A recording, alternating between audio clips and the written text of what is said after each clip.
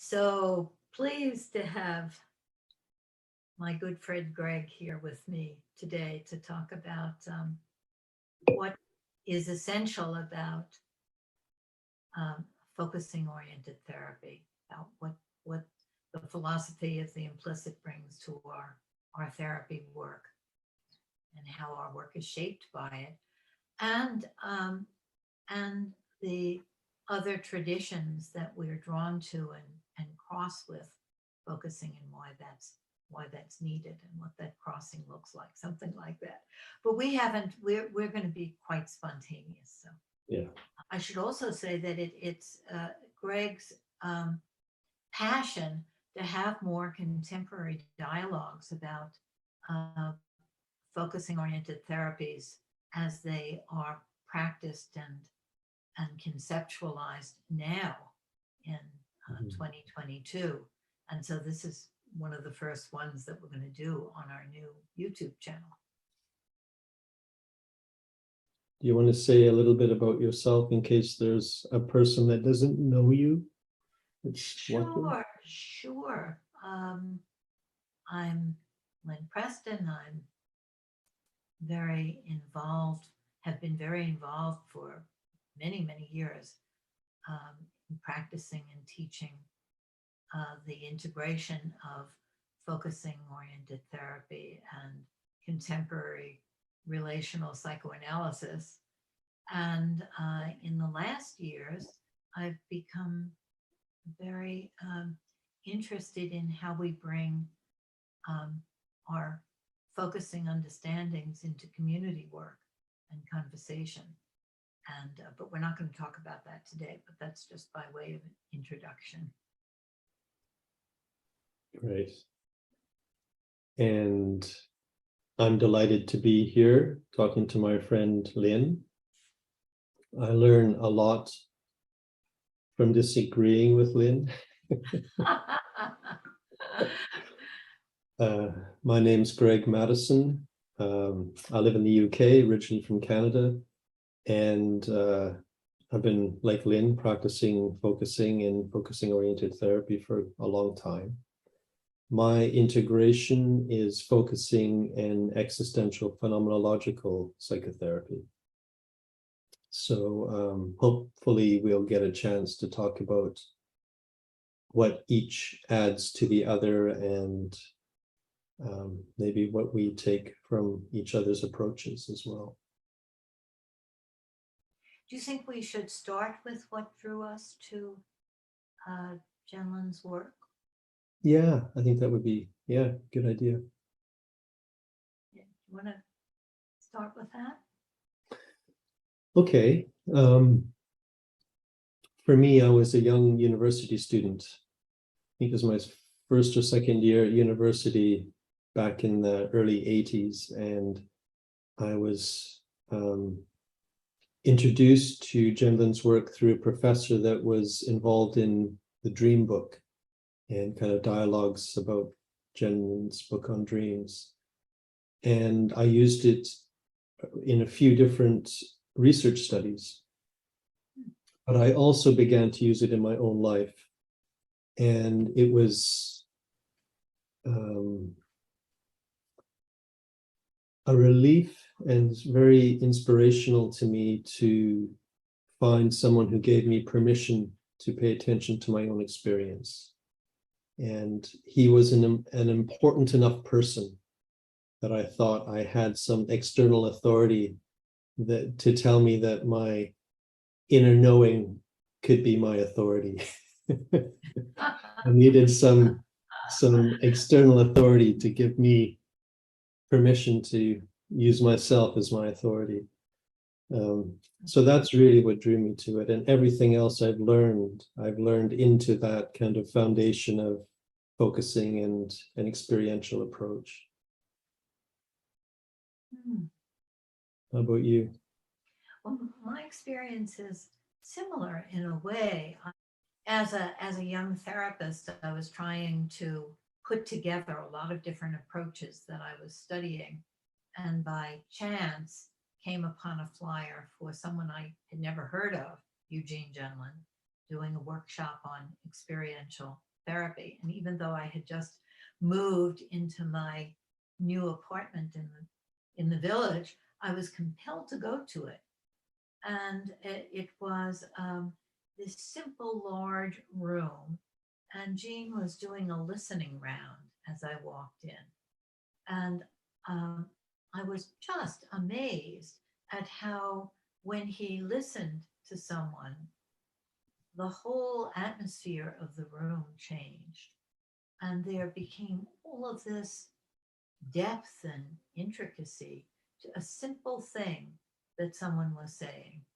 And he wasn't adding to the content of what they were saying, but in his way of looking at them and receiving the person, it was as if he was listening them into a deeper, larger self.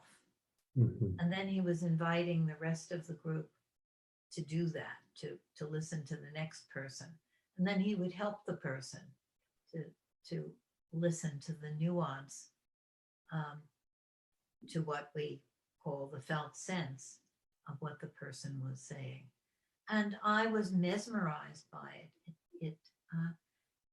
It seemed to me that it was the crux of something about aliveness, about intimacy, about depth.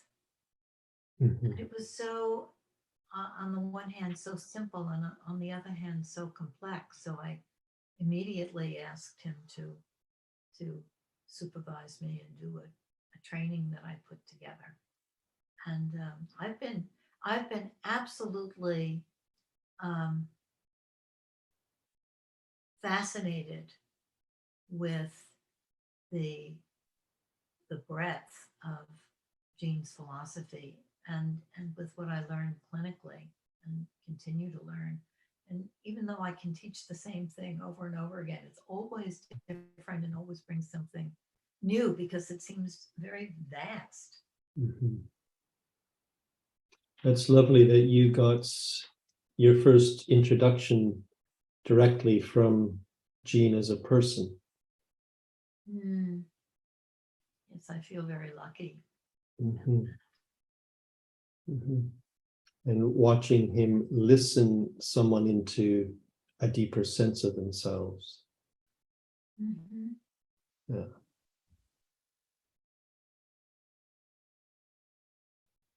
So I'm curious if you want to say more, what you witnessed in that first meeting, how did it sort of, I don't know how to ask it exactly, but how did it alert you to something that was missing, or how did it fill in something fresh that you didn't have in your other trainings? Oh, that's a wonderful question.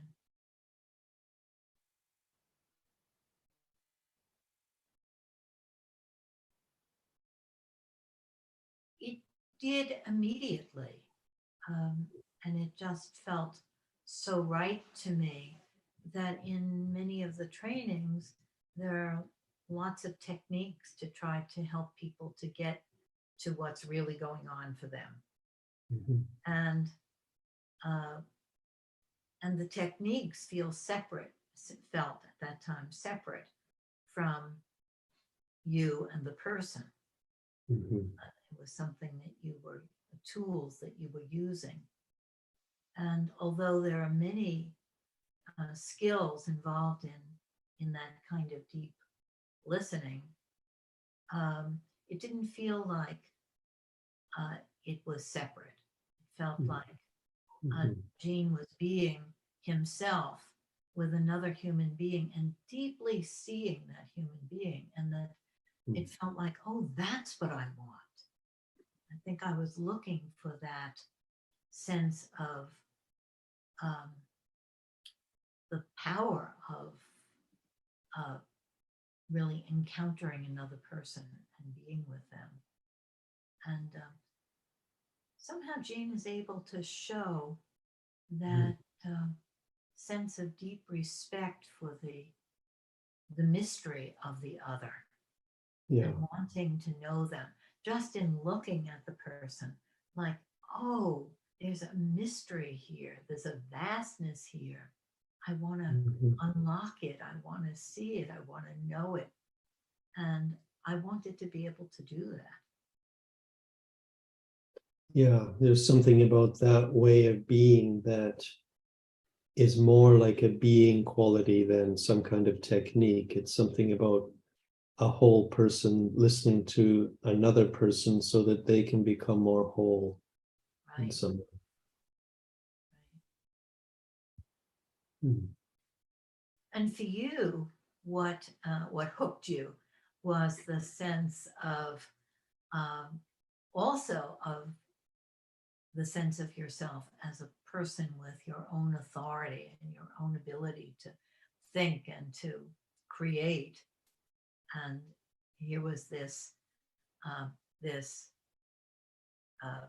liberation in a way to really be yourself in your thinking world. Yeah, for me, it was, I learned focusing before I had my psychotherapy trainings. And I, it didn't even occur to me the idea that I could maybe go and learn from Jean directly at that point. I was too young and I was on the other side of Canada.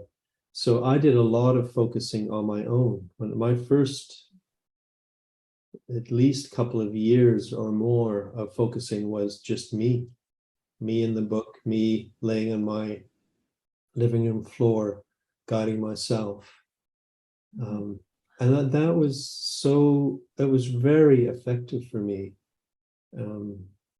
So I want to stand up for focusing alone and say that it can be really, really useful and difficult at times, but also very useful. When I finally was kind of introduced to the focusing world, it was much later. I didn't know there was such a thing as a focusing world. It seemed so much a practice of introspection or something like that, that Yeah. focusing and listening with another person came much later for me, which is odd. I don't think that's maybe so usual. Mm. And so when it came to, well, I guess I started practicing it with friends, just listening to people in a way that I had learned from the original book and noticing how much more came simply from listening and just quietly attending to someone and waiting for them to say more and inviting them to say more simply by reflecting what they had just said, just using it with friends and sort of finding the intimacy that comes even with a stranger. It doesn't have to be a friend. You know, it's just the intimacy comes so quickly. Yes. If you really listen to someone. And then suddenly, even if a moment before they seemed unreasonable, or I had some reactive response to them, after listening, just within like a few minutes, the whole connection arrives. And suddenly there's somebody worth listening to, or I've redeemed myself somehow by listening. But yeah, the therapy stuff came a lot later for me. What do you mean by you redeemed yourself by listening? It's an interesting. Because it could be that, I mean, Jean often spoke about not having anything in the way, and the way you described what you saw in that room when you walked in, I think you witnessed having nothing in the way, not some kind of technique or anything else. But for me, at least, so much can get in the way. And from my side, it could be some reactive emotional response to the person, some kind of critical attack or feeling ashamed of myself or something. But if I can put that aside enough to actually listen to the person, the listening connection allows me to forgive myself as well as connect more deeply to them. Suddenly, I'm a person I'm proving my worth by being able to listen, maybe, and it redeems me. Hmm. I love that. It's very interesting. Yeah. It has a lot of the philosophy in it, like the sense that yourself is the nothing in the way, that Mhm. that yourself is this intimacy, and you're Mhm. redeeming yourself, you're refining yourself, making yourself whole um, by going to that place. And I Yeah. sort of like the way the focusing world and Jane use the word place, going to that place, Mhm. because it does feel like a different world, a different dimension of being when um, you when you when you go down that hole, like like who was it that went down the rabbit hole? Uh, Alice. Alice. And Yeah. yes, but it's a different kind of hole. It's like you go into an opening of an opening where um, everything is interesting and new Mhm. and vast, Mhm. and you can feel when that happens, when you're focusing yourself. Mhm. And I can only focus myself when I'm doing it with my journal. I can't do it without a journal. Mhm. but I can do it. Um, but that moment when you enter that place where you're interested, and then things start to kind of unfold and speak to you. Yeah. Um, that's sort of when I like to think of it as magical, but I don't like to use that word because people have funny associations to it. It's so basically human, but there's Mhm. something so wondrous about the self state, we would say in psychoanalysis, of being open to the vastness, to what Yeah. he calls the implicit intricacy, all of that, Mhm. and then your defensiveness and all of that sort of falls aside for a bit, and then it comes back, of course, and then Yeah, it falls aside, or it's just given such a larger context that it's somehow welcome rather than, you Mhm. know, something Yes, to correct or something. that's right. Yeah, it's But one when I'm, ingredient. yeah, when I'm listening to you, it reminds me um, when Jean talks about not putting anything in between you and the client or you and the other person, it can sound like if you don't put anything in between, there's nothing there. It's like it's a big empty space. But Mm, what you're describing, and it certainly is my experience, is if you don't put anything in between, it's like there's no obstacle there. mm, And instead it is this much richer, more than conceptual kind of experience. It's like it's experientially full, that putting nothing in between. mm, And I think that, when you talk about the self state, I'm thinking self state, yes, but maybe even more than that, unless you want to define self as something that goes right to the edge of the universe. It's like you enter, I do, this is how I would describe it for myself anyway. I enter a state where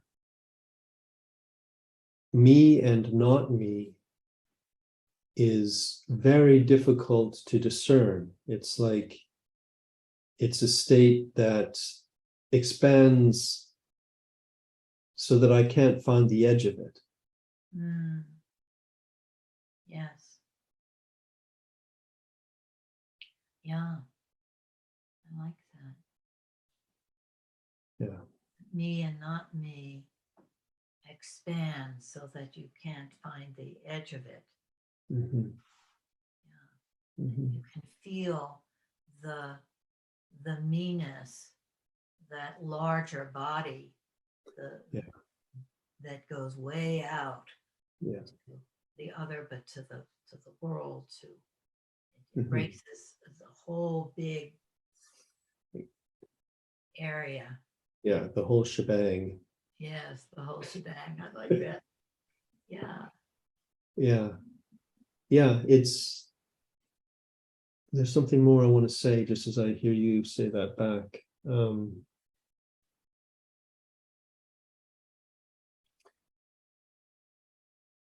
That listening state, which is so expansive, so that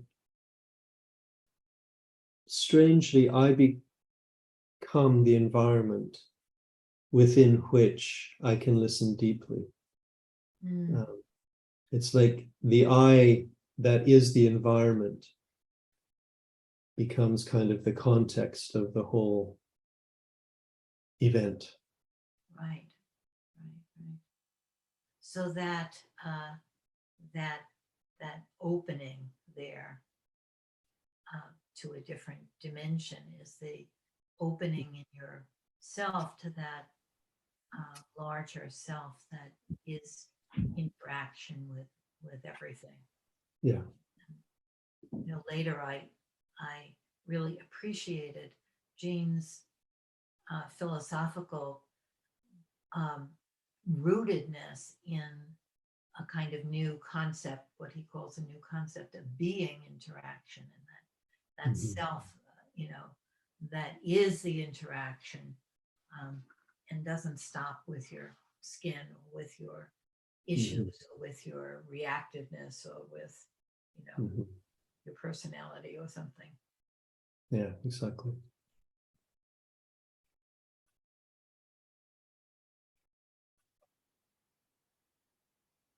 So I'm curious, if you take the sorts of things that we're talking about and you cross those things with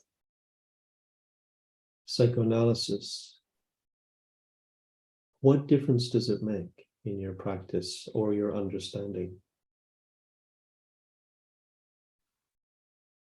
Well,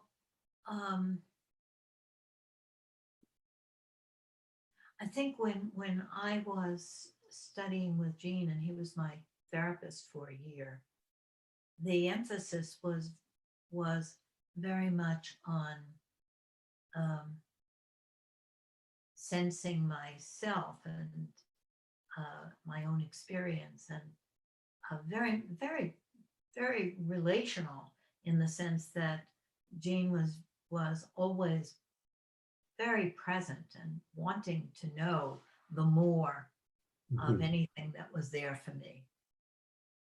Um, but there was also something missing for me in the interpersonal realm of intimacy with another person who uh, was intentionally building uh, a needed bond with me. And at that time, um, psychoanalysis was really very constricting. I won't even go into that.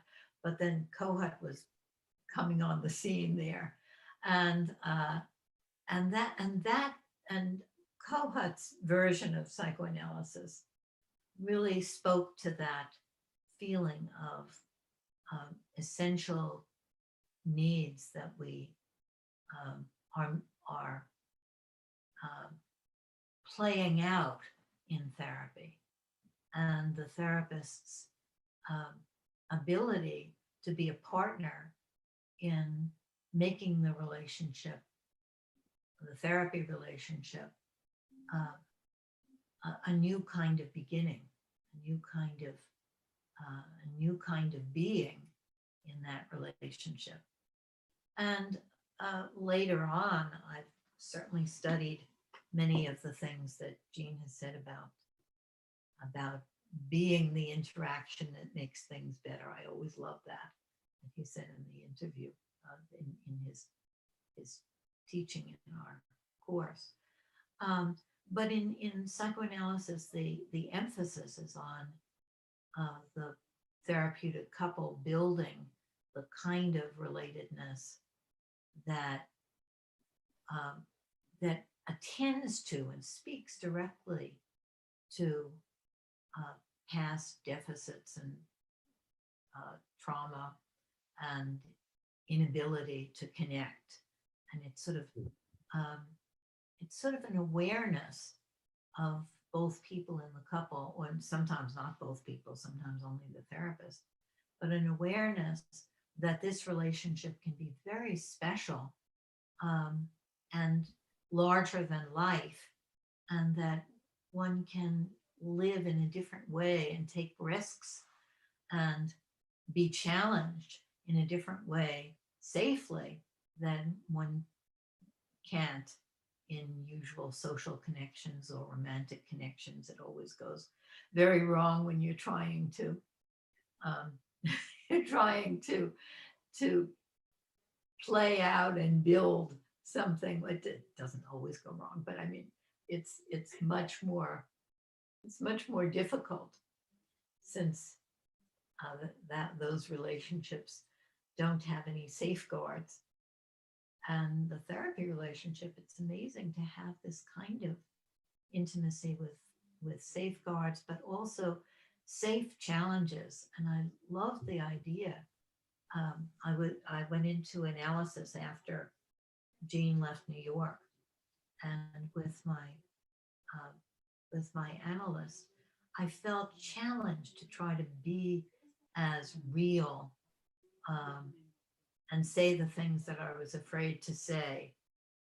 And Jean always accepted anything I said, but there wasn't the feeling of being challenged to do that. And I sort of needed that. What do you mean by challenge? Um, Like, what would be an example of that? well, an example would be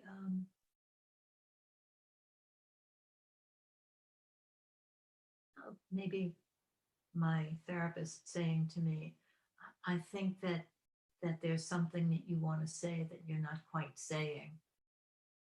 I mean, certainly a focusing therapist might do that, but it isn't the emphasis. Or the analyst saying, what was your feeling about it when I said this or that? Or the kinds of things that are very, very common for me to do in my practice, to ask about our interaction. It was a little different today between us. Do you feel that? What is that? Something came alive for me, and maybe for you when that was said. That's interesting, because if a focusing oriented therapist does things like that, it sounds like they're being informed by something more than just the focusing.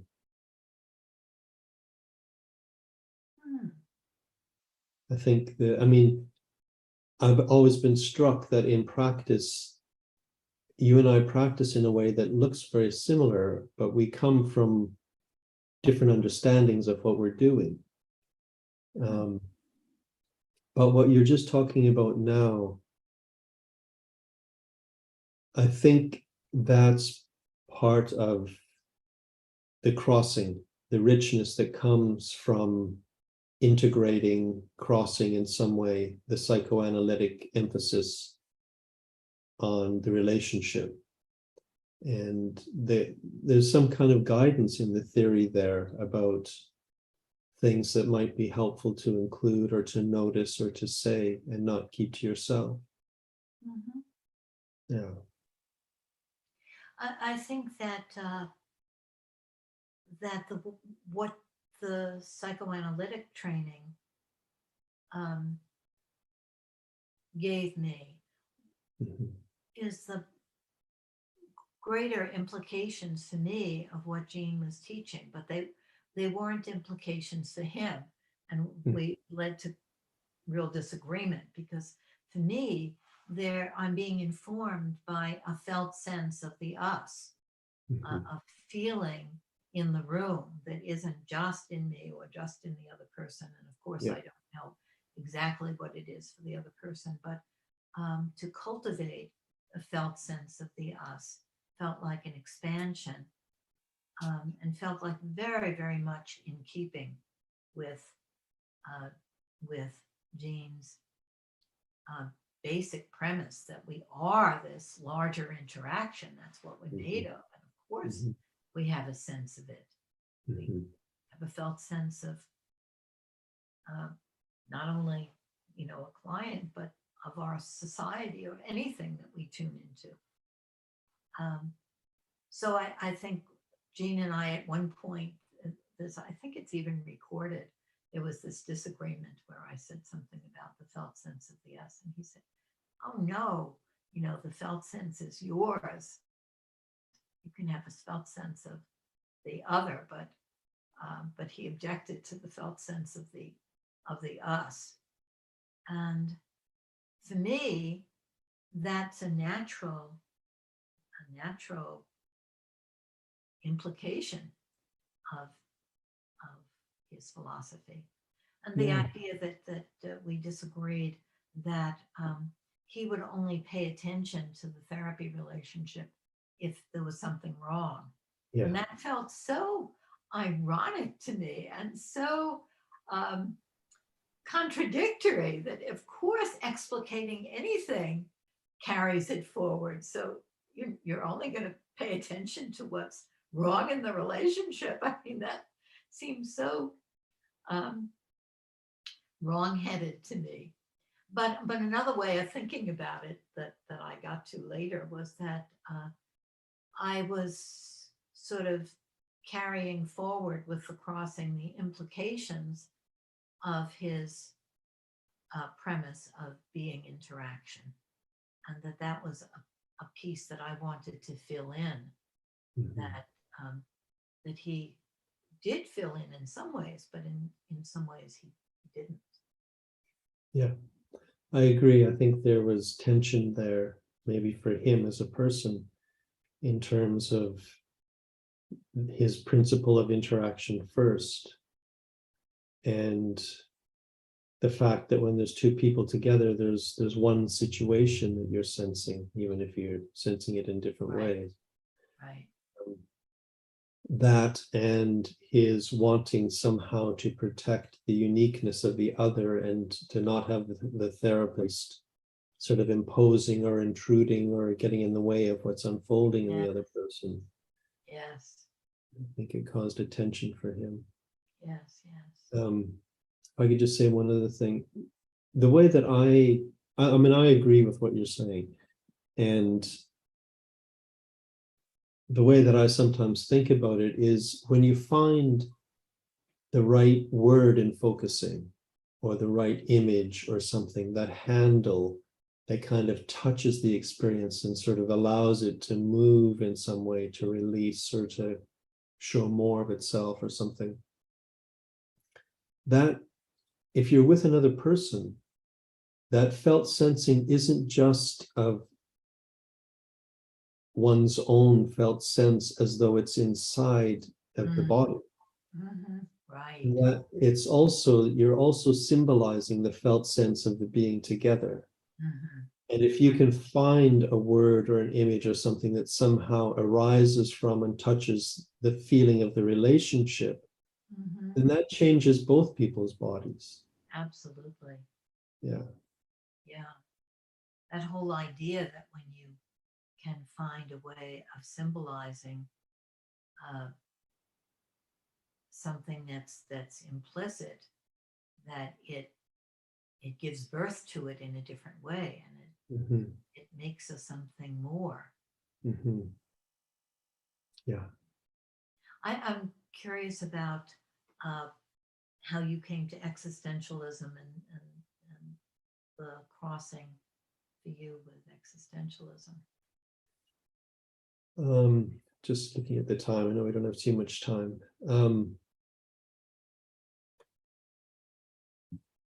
I came to I don't know how to answer that, to be honest. The best I could do now is to say, I think that people that get into existentialism are born weird. It's not an interest. It's something about where one stands in life or something. So I was attracted to existentialism when I was very young, reading existential novels and maybe struggling and trying to read Heidegger and Sartre, and understanding extremely little of it. But interestingly, especially with Heidegger, feeling my body change as I was trying to read this convoluted philosophy that conceptually and intellectually I couldn't understand.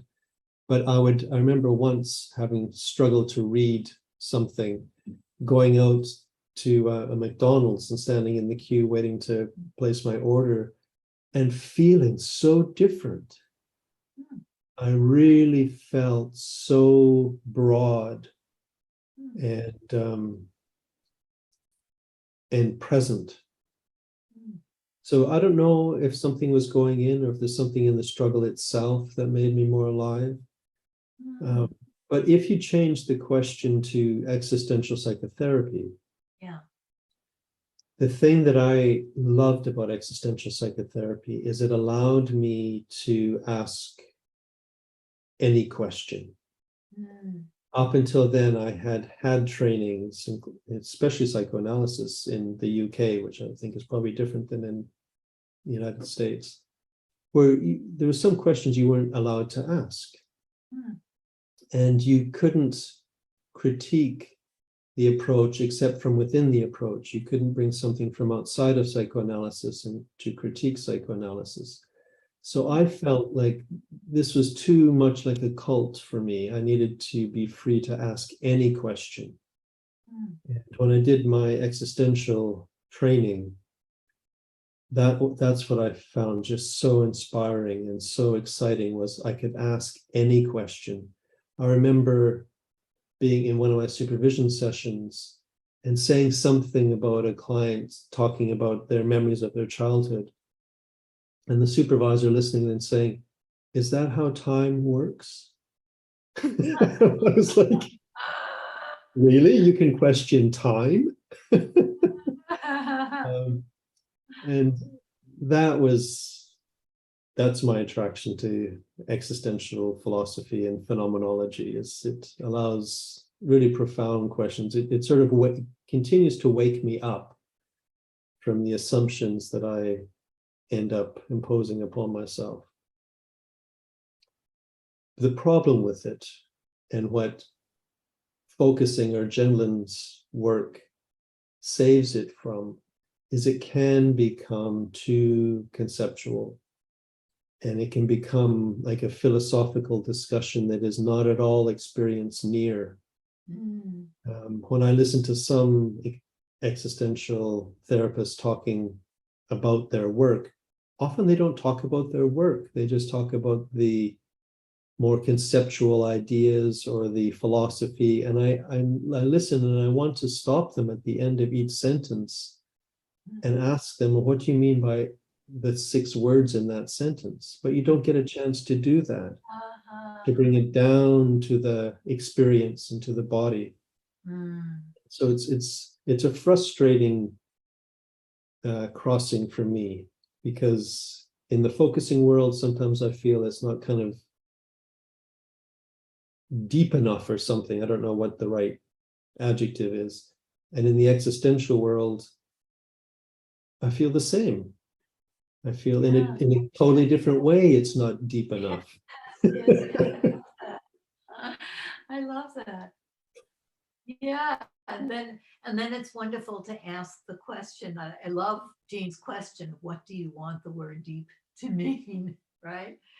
Yeah, because it has almost oppositional meanings in those two uses. Yes, yes, yes. But if you give that a moment, what is the felt sense of the deep? I would have to do it in both places. Mm-hmm.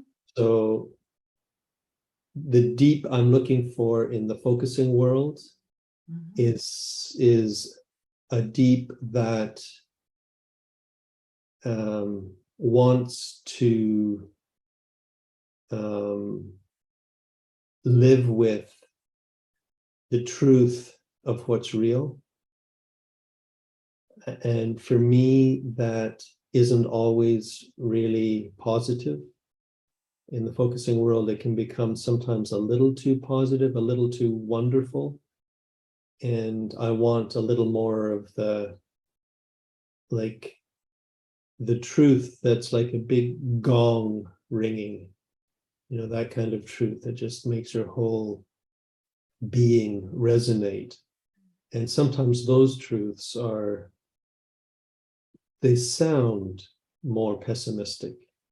And I miss that depth because they don't feel pessimistic to me, but they can sound pessimistic if you're in a culture that is quite optimistic or positive, or I'm not sure how else to say that, but that would be the deep on that side.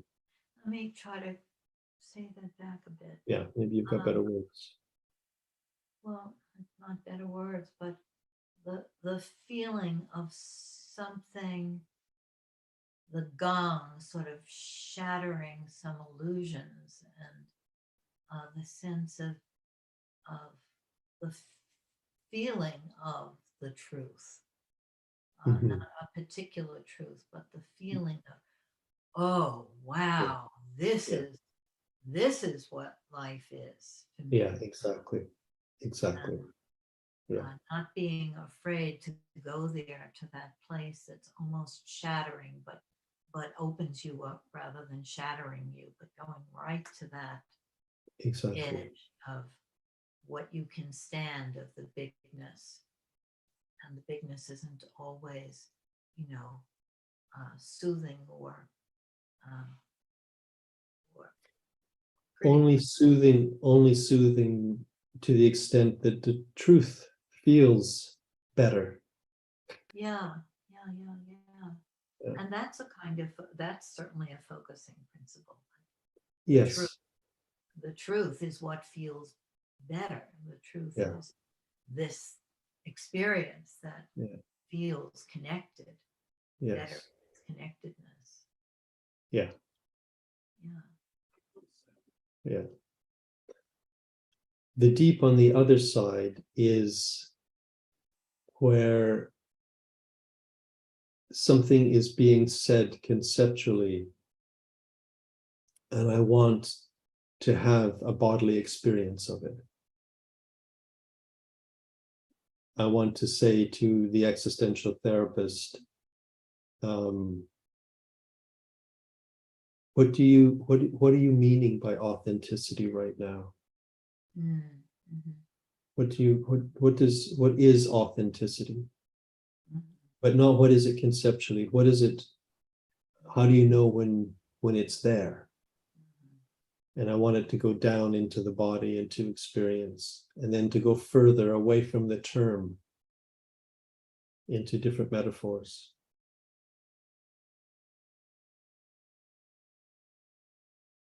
So welcome. In our discussion, Lynn Preston is kind of exploring the crossing of focusing-oriented psychotherapy and psychoanalysis, specifically self-psychology. Well, specifically contemporary relational psychoanalysis. Okay, I knew I'd say it wrong. Well, these are all little, like little towns within. Yes. Well, yeah, you know your province and all the little towns much better than I do. And my name's Greg Madison, and I will be talking a little bit about the crossing of existential phenomenological psychotherapy and focusing-oriented therapy. So since we're carrying on from the first part, the question that I would like to ask you is, which of this is maybe a slightly different angle, which of the philosophical concepts in focusing and Jean's philosophy do you think are most useful in psychotherapy for psychotherapists, and maybe specifically for relational psychoanalytic therapists? It seems like a very straightforward question, because Gendlin's philosophy, of course, is quite different than the philosophies that psychoanalytic therapy is derived from. But there is a great deal of overlap in the territory. And I would say that Gendlin's idea of being interaction, that interaction isn't two separate things that are exchanging, is the same territory as the psychoanalytic idea that that is known as intersubjective systems theory, that we are one system, and that the therapy takes place in the intersection of what the therapist brings and what the client brings. Stollerow wrote a paper that was quite mind-boggling at the time about the myth of the isolated mind, and that we aren't two separate minds. We're thinking together. We're all breathing each other, being each other, as well as Jean would emphasize, interacting with ourselves. And I remember telling Jean about that paper when it came out, and Jean smiled and he said, well, it's not just the isolated mind, it's the isolated gut, the isolated everything. There is no isolated anything. And that was like, yes, of course. And both Stollerow and Jean are getting at something that is very, very important in psychotherapy. From a philosophical point of view, Jean's starting point is this, what he calls a new kind of concept, a concept that is its relating. And his paper, Befindlichkeit, about Heidegger's use of that term, meaning how are you-ness, or feeling, the feeling that is its relating. Psychoanalysts, the relational psychoanalysts, have just loved that paper, and prize it, because they're trying to get at that also. But Jean is starting with this new kind of concept, and the psychoanalysts are starting more from the place of Gadamer and conversation. I don't know if that really answers that question very well. Yeah, I mean, I think it answers a lot of that question.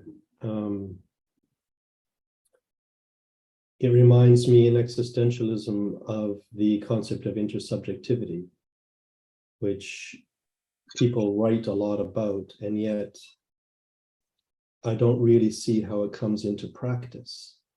And I think that's where Jean's, I think his equivalent concept almost is the interaction first principle. We're just talking about, where we are who we can become with each other. It's not like two separate people meeting and then some kind of interaction starts. Yes. Like the two people are already changed by their being together. Yes. There's a kind of intersubjectivity, could be called. But the question for me often is, to existentialists and to all of us, myself included, is, so how do you actually work with that? And I think we started to talk about that a little bit last time, about working with the relationship. But that would be one of my questions to you, is if for example, you're supervising a group of psychoanalysts, what kinds of things would you bring from your focusing experience that open things up for them or make an impact on the way they understand their practice and the way they practice? Yeah.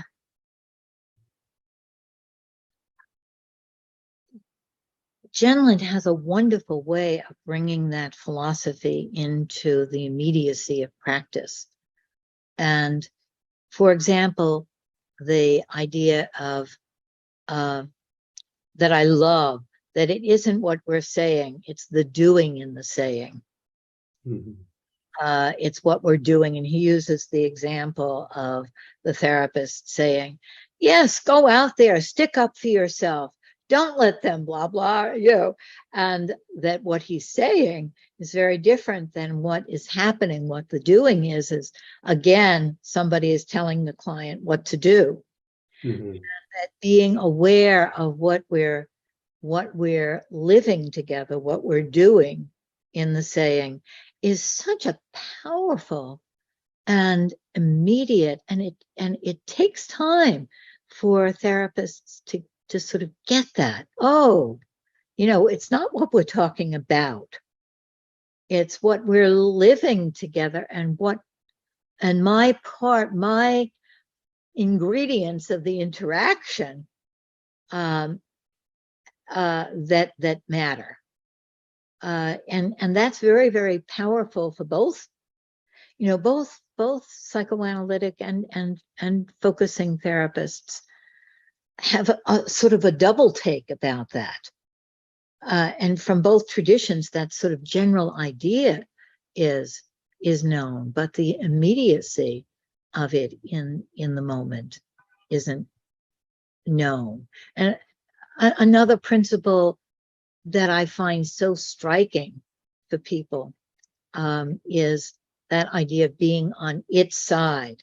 Mm-hmm. And the whole notion that there's a level, there's an it, there's a client's client, there's a one in there.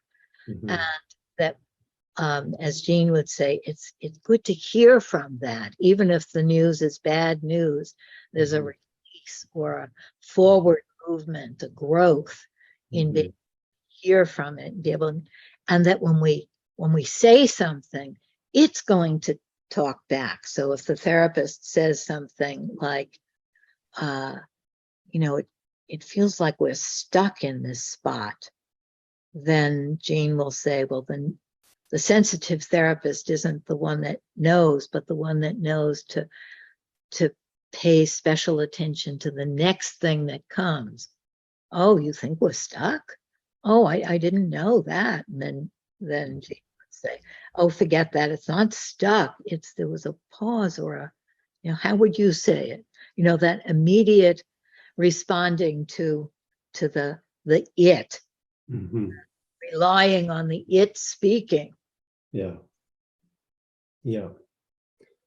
I want to just respond to that. There's a lot of different things going through my head.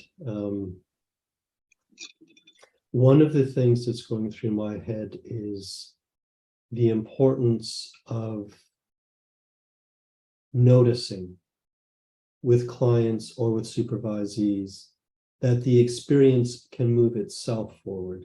I think therapists, especially, and clients, all of us, can easily get seduced into thinking we must do something, we have to show it the right way or something like that, rather than, as you were just saying, noticing what little movement it's wanting to make for itself, how it's wanting to live itself a little bit more in some way. And it's interesting to me how often I remember in a discussion with Jean, he was talking about practice, and I was listening to him, and I said, so it's really all completely empirical? And he goes, yes, it's all empirical. And that to me is for me, That's what I mean by phenomenology. It's like you constantly want to look and see, did that do anything, or what happened there, or what's alive now? You're never wanting to just assume, well, that must have done something, or that's got to be the right direction. You always want to check, did that do something? Did that bring more expansiveness, or are we closer together now? Or that checking back, like, what is the fact now? And then what is the fact now? Because we know that as soon as you find how it really is, then it starts to be something more than that. Yes, yes, yes. I love that. That's Yeah. the other thing that I like to say is I find often that we're wanting to pin things down in therapy. We're wanting to say, we know what that is, or we've got a name for that. Or we've been over that. That's settled now. We've talked about the first 6 years of life. How about what happened when you were 7? All of that kind of pinning things down. This way of working that we're talking about is the opposite of that. It's like you never quite pin anything down. Everything still has life in it. And everything is kind of metaphoric. It's like, it's as if, and then you say how a description that fits that moment. And then it's like, it's as if, and then there's another description that comes, and it's that kind of metaphoric unfolding where it's true that you get answers along the way that bring, relief or whatever, but you don't ever have a conclusion that you pin on the wall. Everything remains open and just kind of gets bigger and more expansive. Yeah. Yes, yes. Yes, yes. It the metaphor comes to me of pinning down the butterfly, and in Jean's approach, you are touching it ever so gently and letting it fly. And when you touch it, it flies. So just saying what happened to you at the age of 7 is sort of pinning down, but it's about the way that you say, oh, it's like the concept of pathological accommodation in psychoanalysis. It was like, and I wouldn't use that term, but it's like you,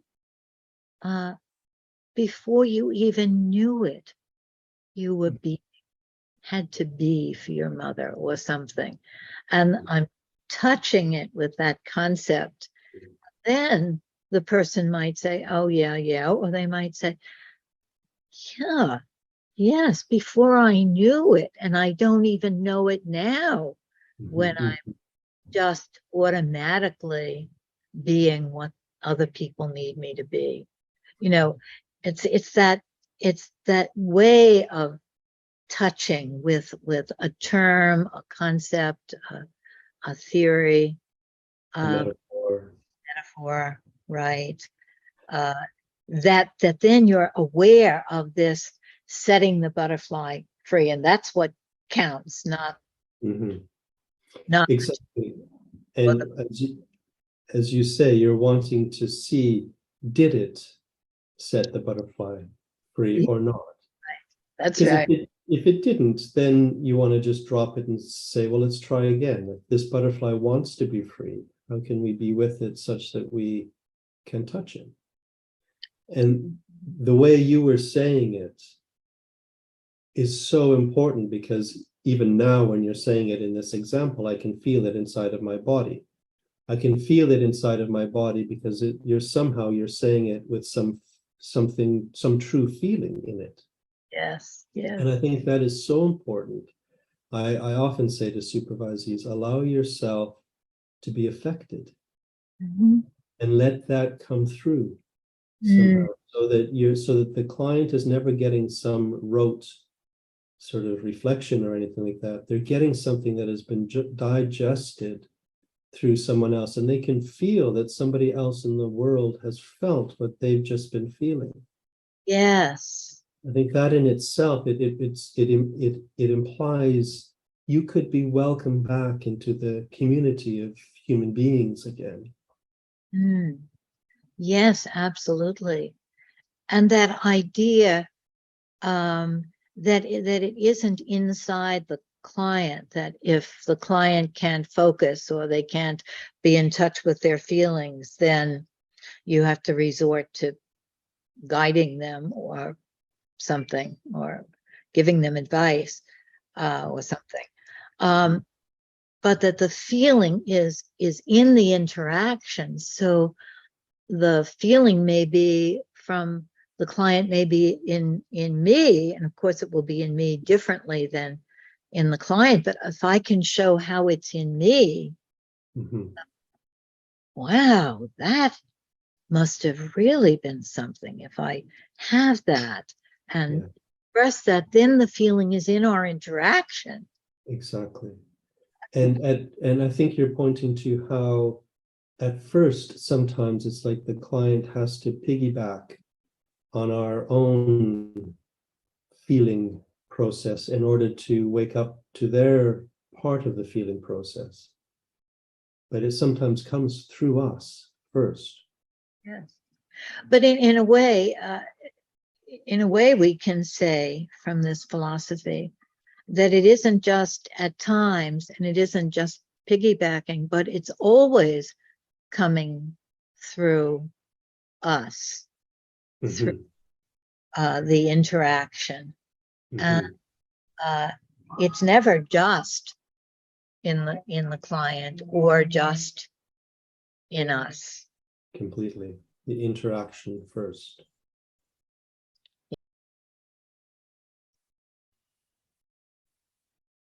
You know, I think you've said so concretely a lot about what phenomenology brings to your practice and to your supervision.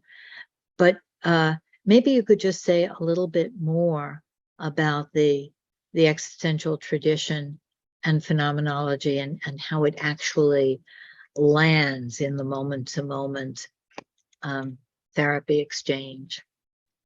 Okay, I'll try to do that, and you can ask more if I miss the mark. The first thing that I feel like saying actually is that I would say focusing is a phenomenological method. Sure, absolutely. I would go as far as to say that focusing is phenomenology, at least in psychotherapy, if not more generally. Yeah. So by phenomenology in the therapeutic context, there's three kind of principles of phenomenology as it's often taught in the existential tradition.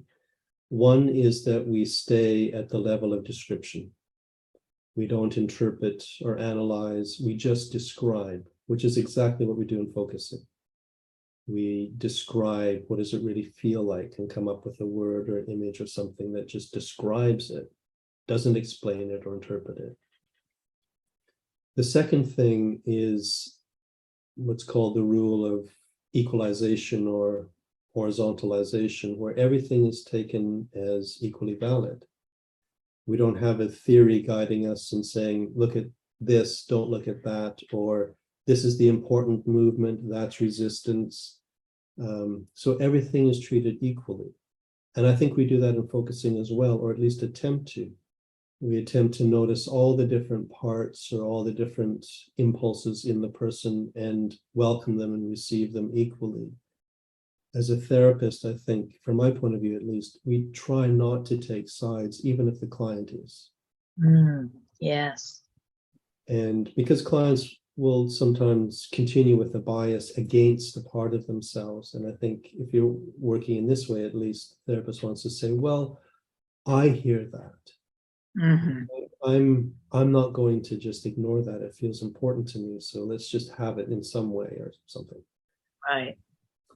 And the third thing is what's called bracketing, where this is what Jean talks about, putting nothing in between. It's where there's the attempt to set down everything that we think we know in order to experience things freshly and to be surprised by what might actually be there. But I think focusing adds a fourth thing that isn't typically taught as part of phenomenology, and that is that it's a process. Phenomenology sometimes, if you're only within the existential world, I would say, it can sometimes seem a bit conceptual. It's like if the client says, I'm feeling guilty. If you want to work phenomenologically but don't know focusing, you might say, what is guilt? Stay at the level of describing the word, the concept. And that can be very useful. I'm not saying that's not useful. But from a focusing point of view, you could say that. But you could also say, so you would assume, perhaps, that the word guilt is pointing at something more than just the word. And there's the invitation of, can you stay with that feeling and even check, is guilt the right term for what it really feels like? Yes. And if the person can sense it somehow, then a process happens that I would say is a phenomenological process that you can stay with phenomenologically. That's something that focusing definitely adds to the existential world. Yes, yes, yes. Staying with that process of unfolding, and that's the phenomenological process. Yeah, there are two things there that you're saying. One of them is that the phenomenology doesn't maybe have explicitly the depth of going to this level of the sensing into what's there now. It could be just what's there now in the explicit level rather than on the implicit level. And it's so different to say, what is guilt, than to say, what is that guilt that's there right now? How does that come to you? Or something that's inviting the person to go into the pond of that huge thing that's called guilt. As you did when you said, is guilt the right word? What does that word mean to you right now? But that whole sensing into is such an important dimension of therapy that that focusing makes much more accessible and spelled out, that that's what we're doing, that we're sensing into what's there right now. So the right now, that depth that you were talking about in part one of our dialogue, that focusing brings, going to that level. Yes, it definitely makes the whole experiential process more central. The one more thing I would say about existentialism, and then I'd love to hear more from your side, is this is something that I think existentialism offers usefully to focusing-oriented people. And that is, again, the phenomenology, in that there's this constant opening up or almost deconstructive sort of approach to assumptions. And the assumption that the client shouldn't feel depressed or shouldn't be unhappy. From the existential perspective, everything is welcome. You don't know how a person should live. None of us has, well, as far as we know, none of us has lived before. This is the first time for all of us. And the existential tradition really grasps that and says, we don't know how it should be. And we're not going to try to twist it in some particular direction. We want to embrace all of the person's being, or all of being, not just the person's, because if you're working at the existential level, you're intimately involved in all of the aspects of human existence, as much the ones that are joyful and lovely to share as the ones that take us into a profound feeling of despair that might be very welcome to feel. You know, to be able to be with someone and to acknowledge something like despair or inconsolable grief or something, to be able to name it and to have that feeling with someone else who's also open to feeling it with you and also feeling their own version of it at the same time. And just sitting there and thinking, okay, so this is part of what it is to be a human being. Yes, yes. Yeah. Sometimes I think the focusing world needs some of that. The culture needs some opening or expanding in that way, I would say. Yeah. There's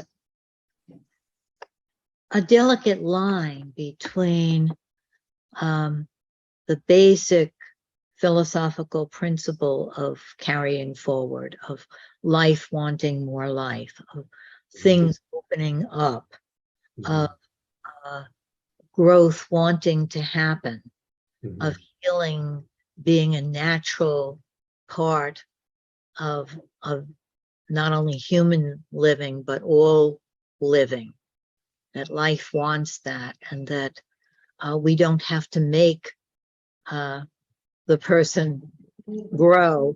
The person wants to grow. It's like a garden, and we're there in the garden. That principle that the psychoanalysts call developmental thrust, it's in that same direction. The development wants to happen, gets confused with more superficial positivity. Exactly. So when I'm in dialogue with the positive psychologists, people, that tradition, I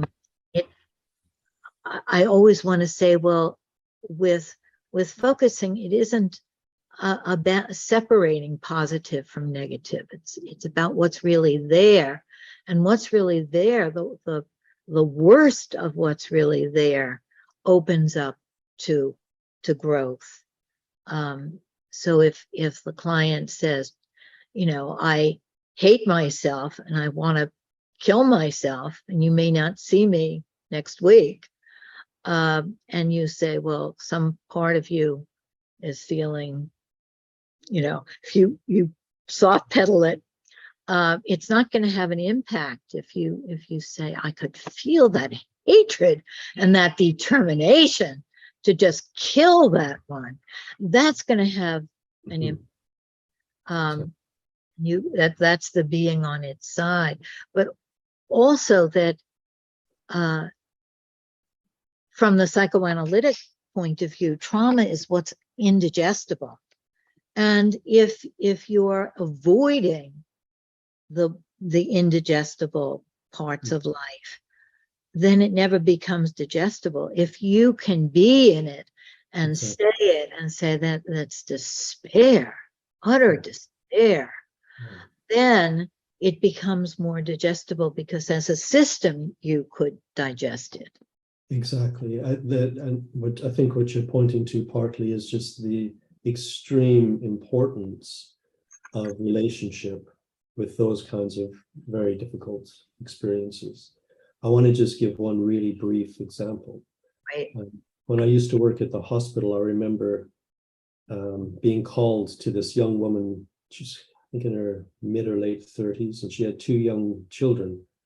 And she had had some kind of a brain aneurysm or something, and she had just collapsed and ended up, like, woke up in the hospital on a rehab ward.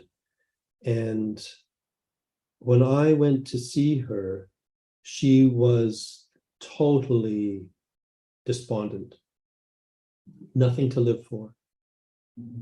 Not, I mean, the physios and everyone else that have been trying to cajole her into getting up and, you know, getting her body moving again, they're saying, but what about your kids? What about your husband? What about, and it's just like nothing touched her. So they called me, and I went and I listened to her, and I just listened to her. And she was basically saying, how can I go on living knowing that that can happen? There was no reason for it, and there was no guarantee that it wouldn't happen again. Yes. And I just listened to that, and I really let myself feel it. And I remember walking back to my office thinking, you know, at any moment I could drop like she did. I Yeah. really felt the fragility of that. And just my whole body kind of felt like sand. And I went back thinking, well, I'm going to have to, you know, make space to see her regularly for the next couple of weeks. I went back 2 days later and was met in the corridor by the physio saying, what did you do? What did you say to her? And I came back and I saw her. She was up. She was doing the physio. She was getting better. She was, you know, bright, looking forward to going home. And I was just flabbergasted. That's amazing. What? And she said, it's just because you listened to what it was really like. She was able to even say that to me, that that's what it was. Wow. No one else dared listen to it. Yeah. Everybody else would kind of listen a little bit and then take a shortcut towards, oh, but it's going to be okay, blah, blah, blah. Yes, And yes. it didn't do it for her. She needed somebody to follow her all the way down, and then she could find her way back. Yes, yes, yes. Yeah. It really stuck with me, the power of that. It's a wonderful example. And it seems to me that deep belief that isn't just a conceptual belief, but a moment to moment trying out, a phenomenological connection that the forward movement is organic and natural, enables us to listen, really listen, and feel the hard stuff. Because without that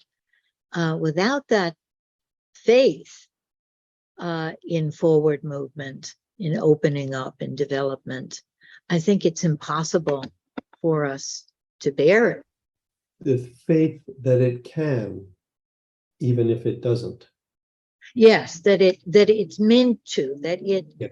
it's life's way. That I often will quote Jean saying, every human experience has implicit inherent carrying forward in it. Yeah.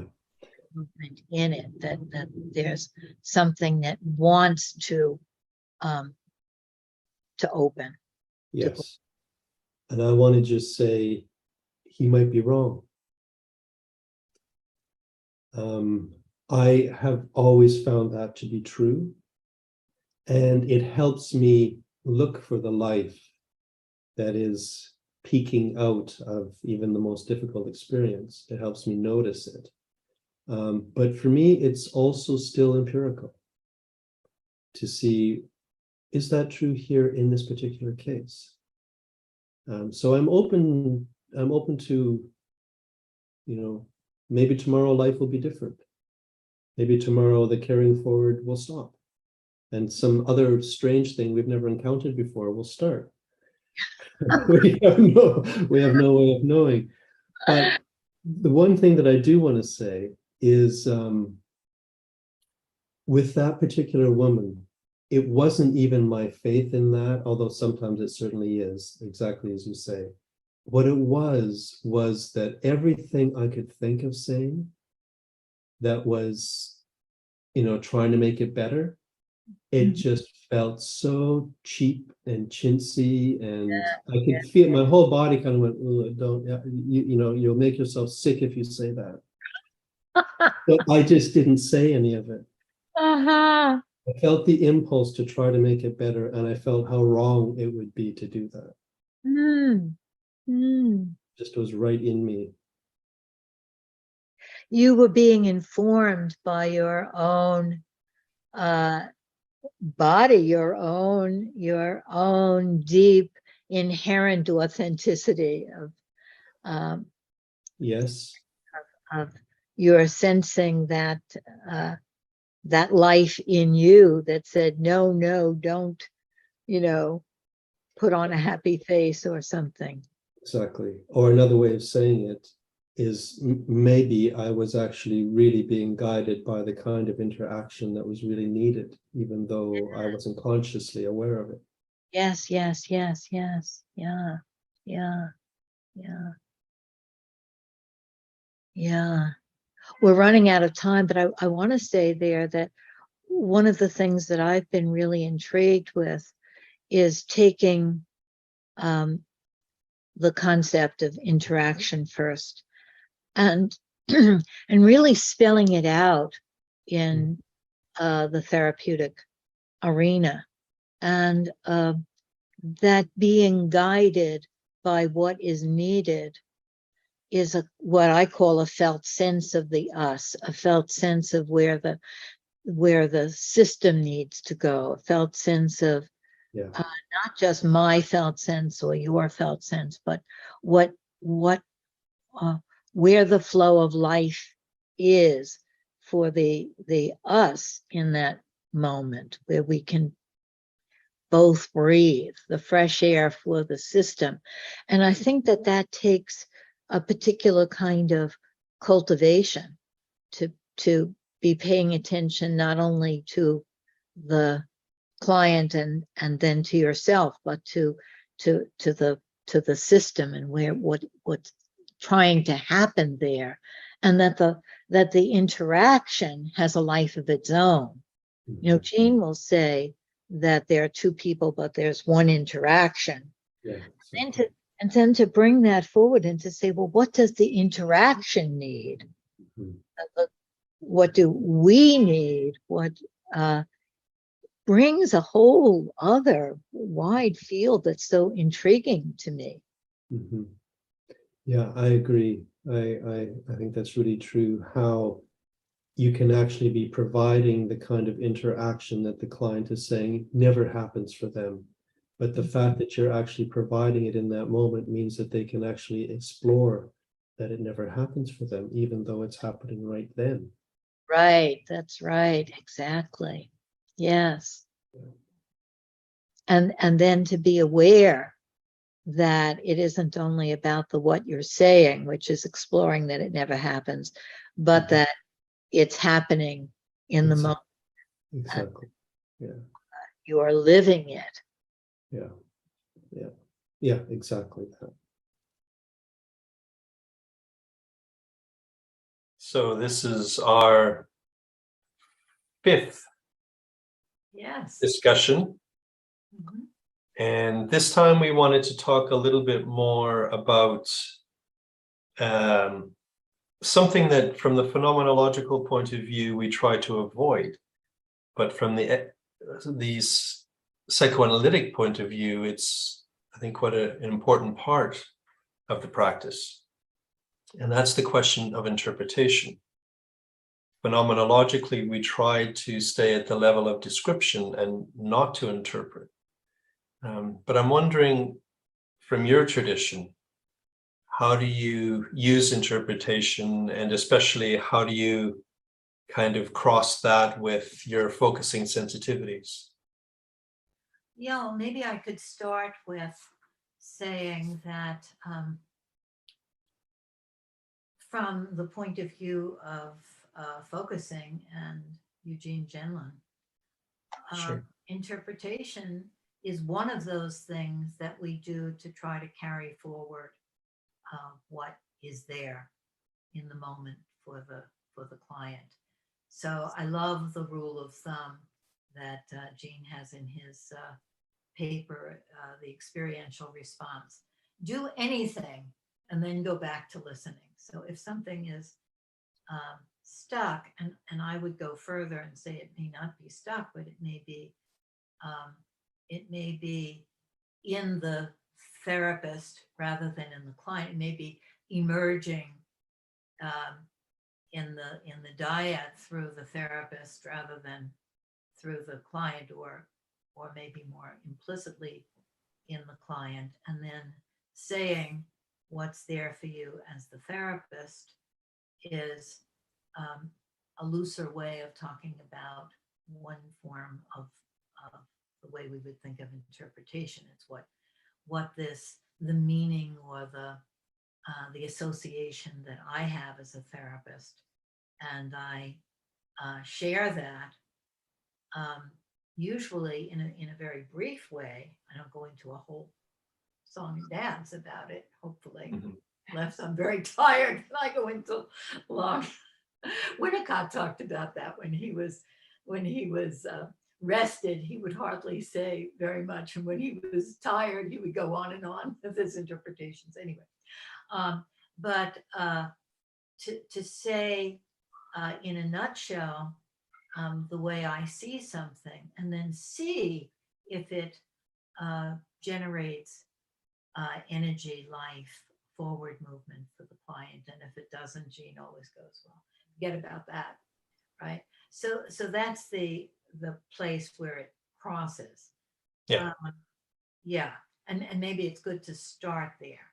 So because the psychoanalytic view of interpretation has a whole history of, way back when Freud thought of the unconscious as this cauldron of Oedipal,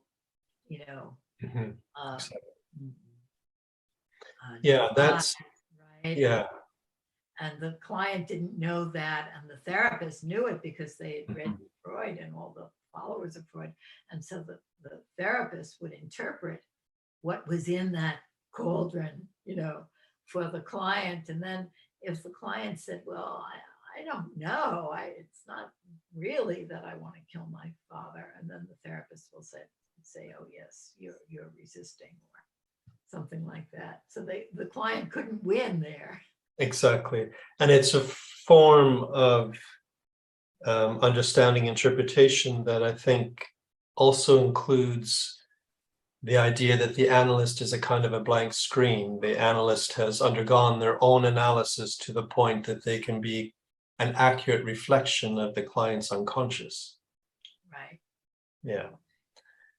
And so that I think is very rare in psychoanalysis now, that form of interpretation. And psychoanalysts have understood more and more that the unconscious is not a place or a container of these formed things, but it is the experience that's totally out of awareness. And that therapy, of course, is what's out of awareness for the client and what's out of awareness for the therapist, and the process of becoming more aware. So interpretation in a contemporary relational psychoanalysis is simply offering a way that makes sense to you of what might be going on for the person that they are unaware of, or maybe slightly aware of, or are trying to get at in some way, and that it's what is trying to come, and that certainly crosses well with focusing. So when you say that, it sounds like what you're calling interpretation, when you're working in this crossed way between relational psychoanalysis and focusing,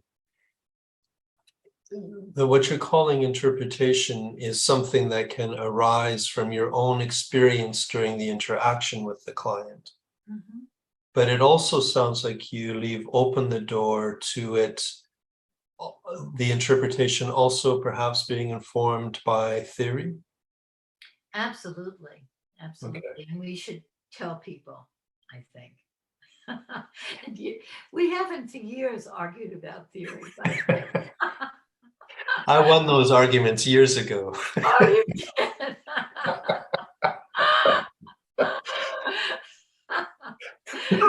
Well, I I think at a future point, you'll have to tell me about how you did that. We had a lot of fun arguing with each other. Yeah. But I saw more recently, as we've grown up now, Yeah. that we never really got to, in those arguments, what the conflict was. And at some point we will. And that will be a whole different thing of what we value. Because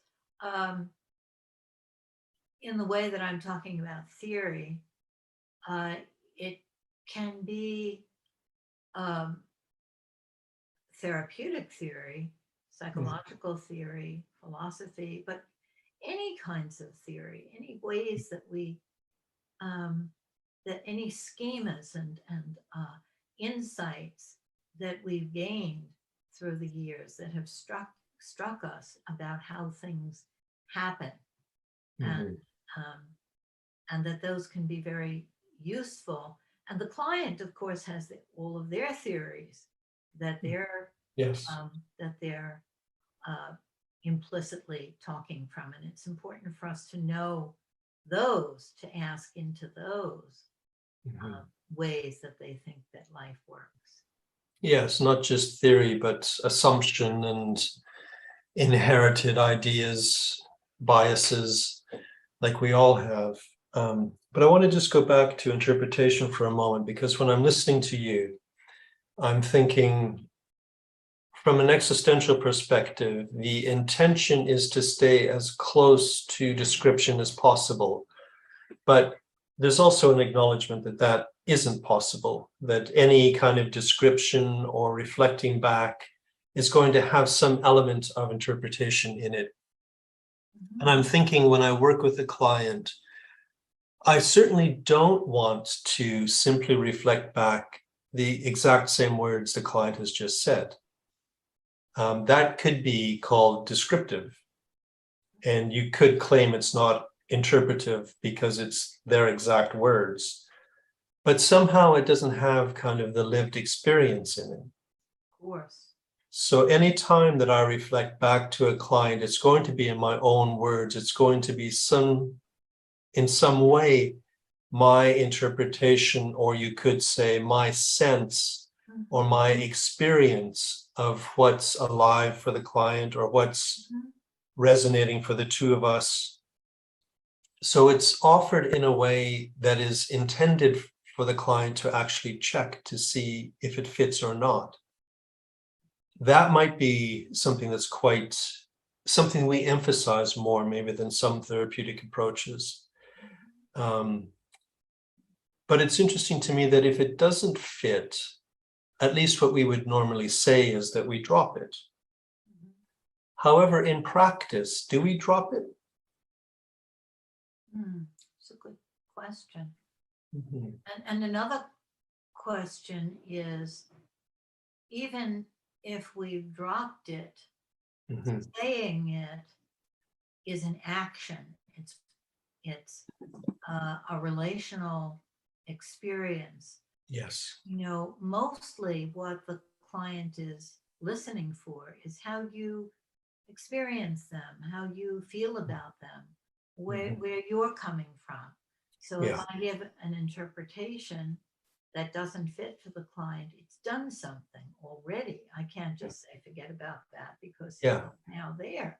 And then I have to say much more than that. So I wouldn't be just like, Jean, forget that. I would say, oh, when I said that was wrong because blah, blah, blah, blah, blah. I would have to go back and say, I understand now that you were trying to say this, or, that it wasn't about that, or something that brings me back into the relational space, where the client is feeling we're on the same page. Yes. And for me, some of that work is done relationally with the client, and some of it is done internally. Yes. Because if I have offered something that was too far from where their experience was in the moment. Mhm. Like I was leaping ahead too much or something, I might still think, but there's something about that. Like I could feel in my body that there's something about that that isn't wrong. Right. Mhm. And I would hold it, looking for kind of then sort of almost comparing what's actually alive and happening with Yes. the idea I had that I thought was right. Yes. And usually then finding how it needed to be refined. Yes. And Yes. then I might bring it in relationally and said, you know, when I said a few minutes ago, Mhm. now I can see how that wasn't quite right. Uh-huh. And then give them another go at it. Yes, yes, Yeah. yes, yes, yes, yes. I like that. That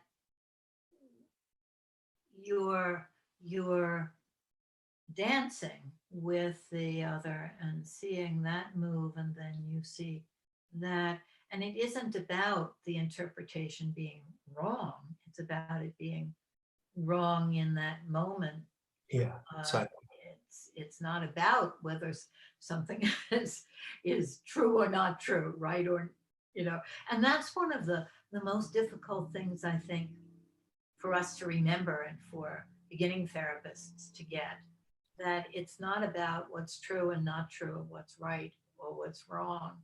It's about what's alive and what's dead, what is moving and generative, and Exactly. what is pulling us down. And Exactly. it's very hard to always remember that, Yeah. but we can see it. I mean, Yes. that's where your phenomenology comes in, that it's not just what's said, but we can see in the moment what happens.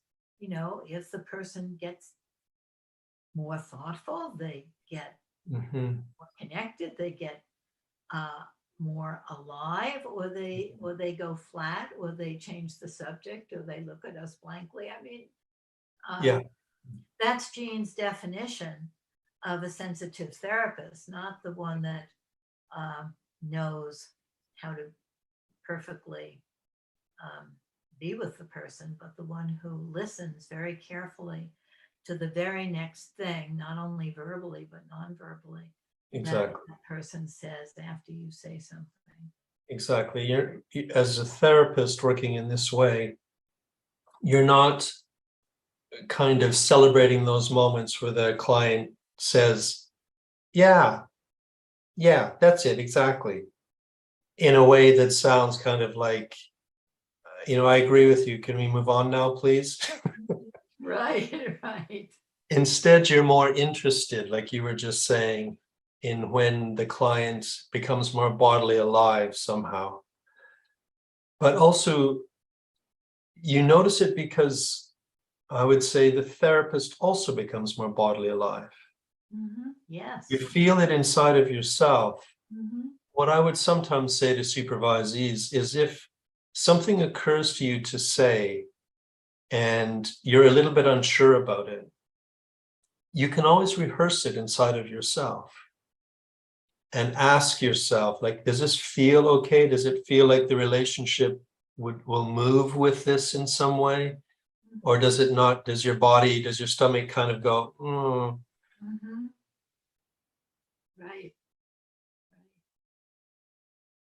Gene had, I forget where this was, but he talked about how any interpretation could be useful at times. The mhm, most outlandish kinds of that what we would think of as outlandish now from yeah, old times, um, and that the therapist can process that in themselves. What if uh, my greatest fear is um, is that I'm going to be castrated by my father because I want my mother. And what does that actually mean? And then when you're processing that, could this person have a fear that assertion about the possessiveness of the one that they feel, most connected to the mother will result in a terrible punishment and you know, being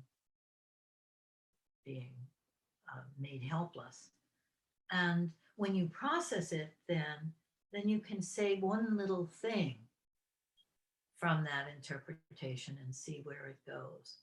So I can say, you know, is there a fear that there's going to be retaliation if you speak up for yourself or something like that? Then you can sort of see, is that in the direction? And it can be little things rather than a whole big story.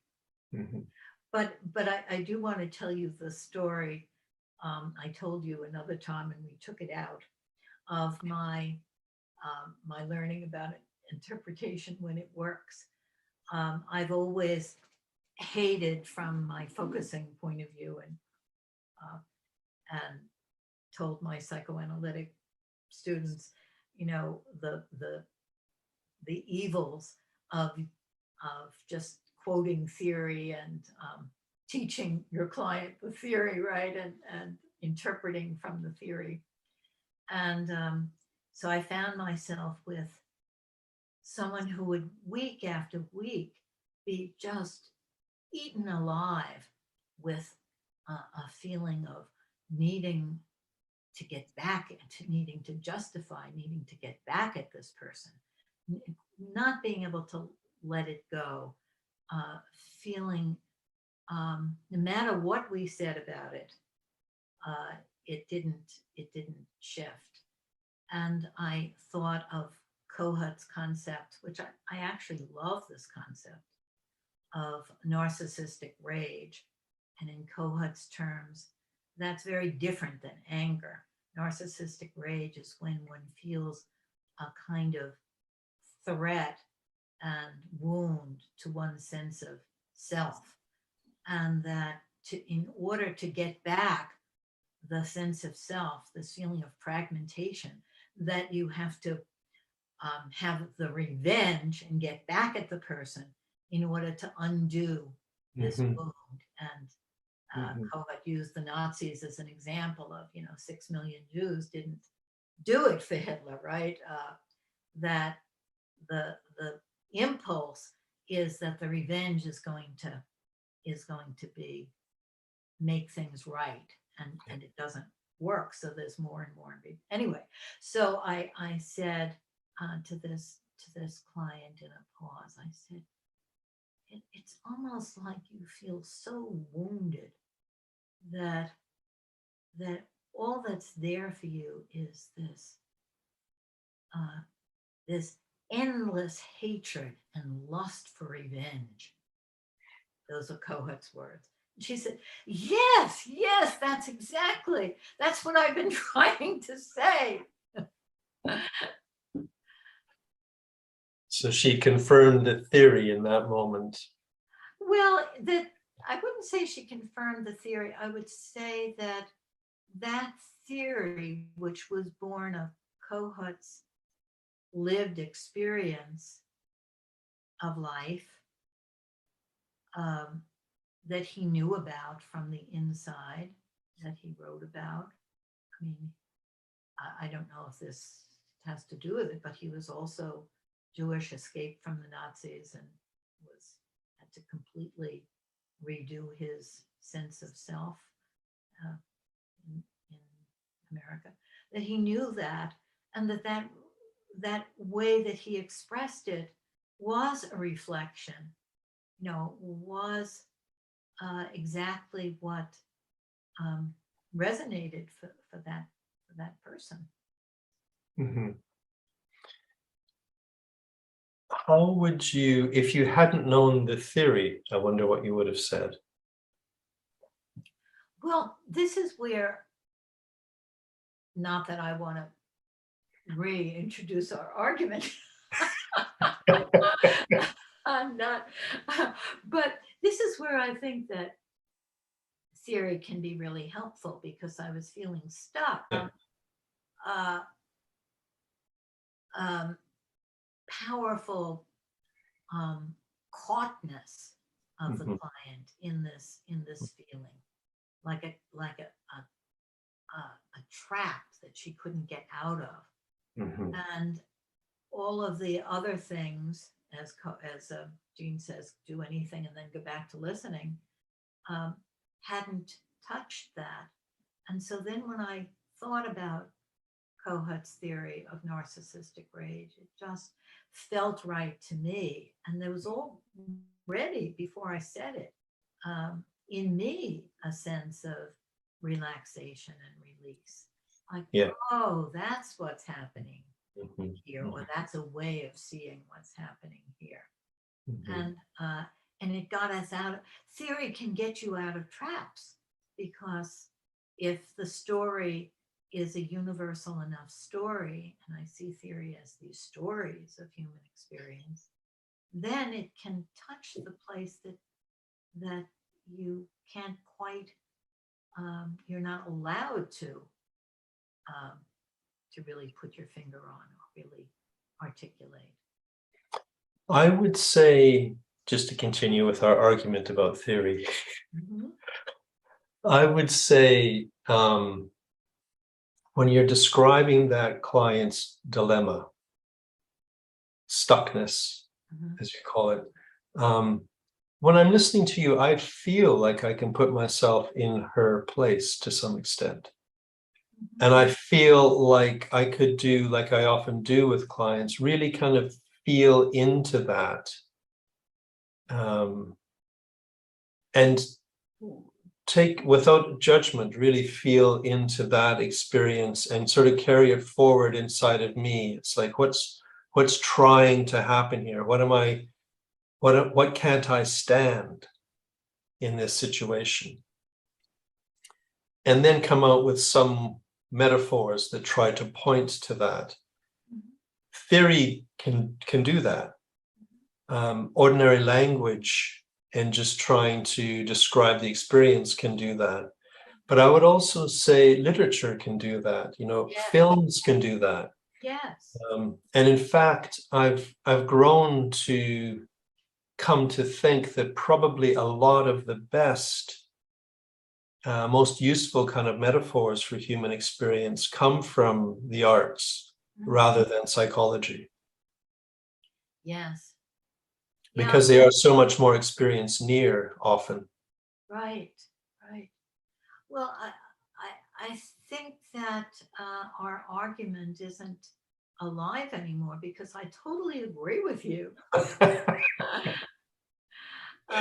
You know Steve Moskowitz. He's a wonderful therapist who is helping with the YouTube channel. He tends to quote lyrics to songs, and he uses that in the same way that I would use theory. And his clients really respond to that. But just, I mean, I think you're talking about the use of theory, which is very sensitive to the client's experience. Yes. There's a lot of use of theory that isn't. Yes. And that's the danger. And I know that you're certainly not standing up for that. Right. But that is the sort of thing that it's not so uncommon, I would say, if you're teaching therapists to work in this more experience, moment by moment kind of experiential way, that often can get in the way, where the therapist is wanting to jump to an understanding that isn't there for the client. It may even be a helpful understanding, but it just isn't there for the client in that moment. And how to encourage the therapist to really stay in the moment with the client, and to not, like I was saying before, leap ahead or jump too far away from where the action is right then. Yes. Yeah. I agree. I had a psychoanalytic supervisee in my group, and we did role play or interactions in the group, and he was constantly, making conceptual statements or helpful statements, like, have you tried this, or can you think of it that way, or something like that. And I invited him to just reflect and not to do anything else for 10 minutes. And it was so hard for him to do it. And he persisted, or the group helped, and he did it. And he said, oh my God, that is a completely different way of working. I feel like a different person, he said, when I'm doing that. That's not the way I think of therapy at all. But he was excited about it. One of the things that I teach often is, if you do have a suggestion or a good idea that you want to offer the client, and you have some sense that it's going to fit, I always suggest, fine, but reflect first. So you offer the reflection so that the client's body kind of can relax into having been heard.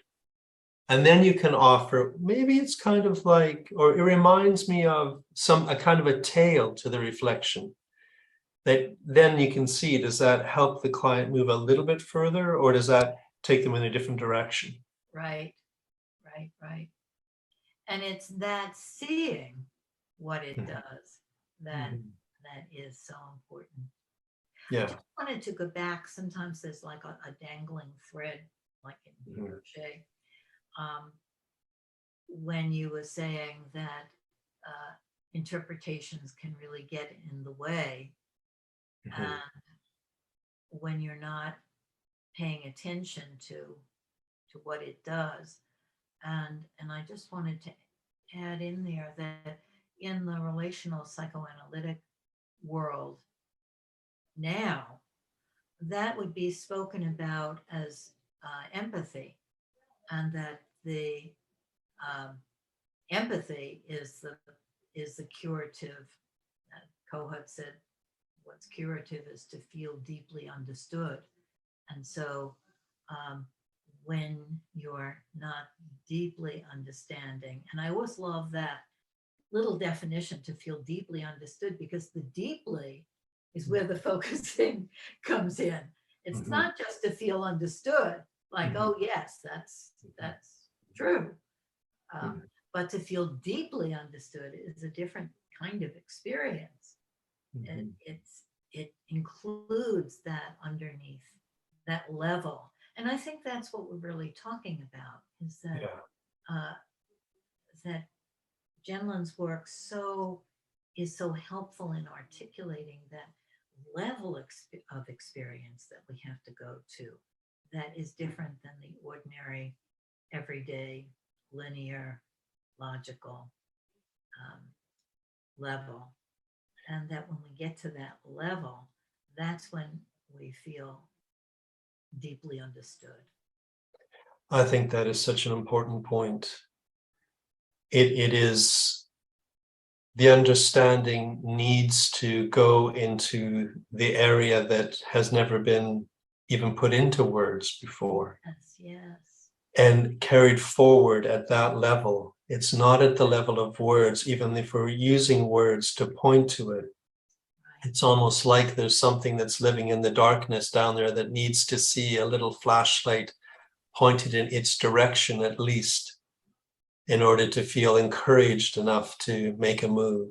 Right. And it is, and that's why I think sometimes it's very important that what we say back to the person isn't a mere reflection, unless saying the reflection back with felt meaning can touch that deeper place. Sometimes it does.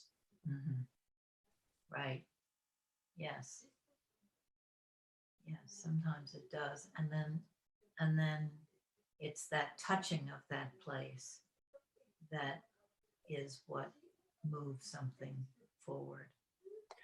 Yeah, and for me at least, I would say it touches both of us. If I'm working as a therapist at that level with a client, I can feel my body opening up to the vast, reaches of the unknown.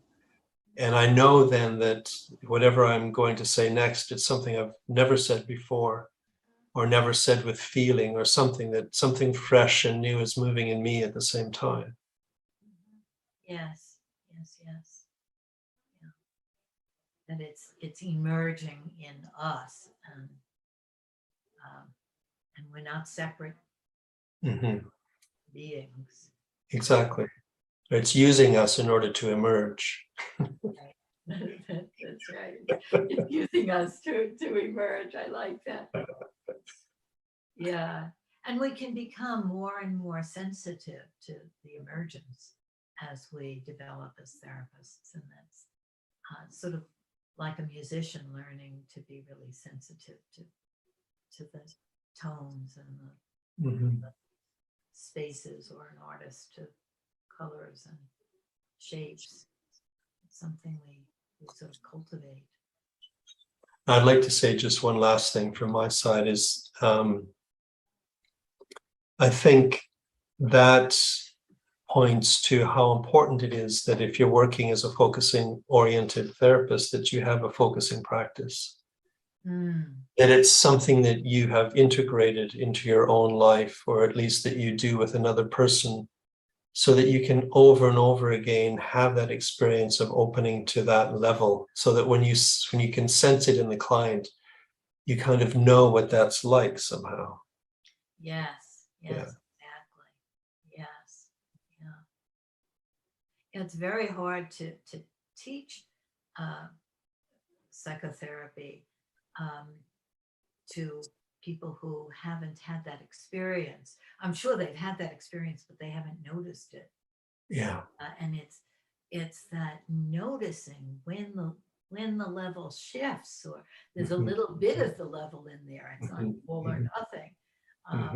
Or there's a little bit of aliveness, or a little bit of curiosity, or a little bit of connectedness, or something, not a whole full-fledged felt sense as Jean would define felt sense, but a something that's there, and we're attuned to it, and we're welcoming it, and sort of courting it.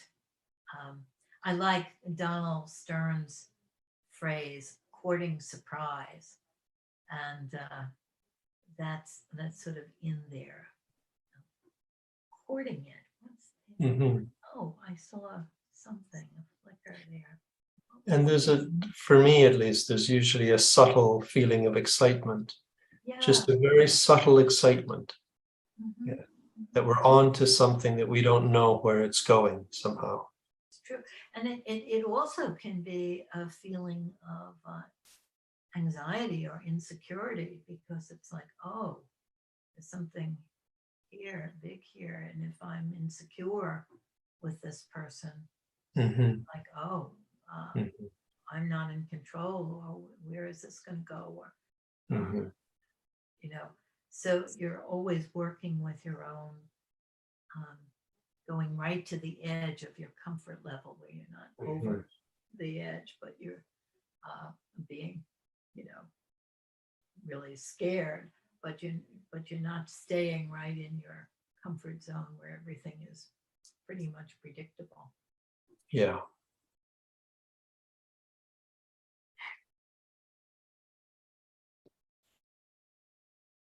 Good afternoon, Greg.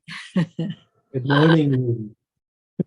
This is going to be the 6th, I think, of our fun dialogues, and I'm really looking forward to it. Yeah, I can't believe it's 6. Okay. So we didn't know up until the last minute of what we were going to talk about. And I was telling you that in my class, in focusing oriented relational therapy, one of the participants was protesting about how we say in focusing groups that we can say anything and that it's safe, and that that isn't true because there's a culture in the focusing world of being sweet, being nice, being optimistic, and that in subtle ways you can be shunned if you're not sweet and nice and optimistic, and you can't even confront the being shunned because it's in subtle ways. So I thought that might be an interesting thing for us to talk about, and that seems to be sort of an edge for you also. Absolutely. I think your student is really touching on something that I would recognize. That there is a kind of a culture probably around therapy in general, but certainly in the focusing world, where there is an expectation that everyone, I think in the focusing world, it can get to the point where everyone's expected to agree, listen, and not even really challenge too much. So that even setting up a debate between two focusing oriented therapists who might emphasize different things, it's difficult to do. And I think we need to bring back some of the grittiness and test ourselves to see how well can we really listen to someone whose perspective or idea of action might be radically different than what we're feeling. Then how well? Yes, yes, yes, yes. I love that term, the grittiness of it. So, yeah. What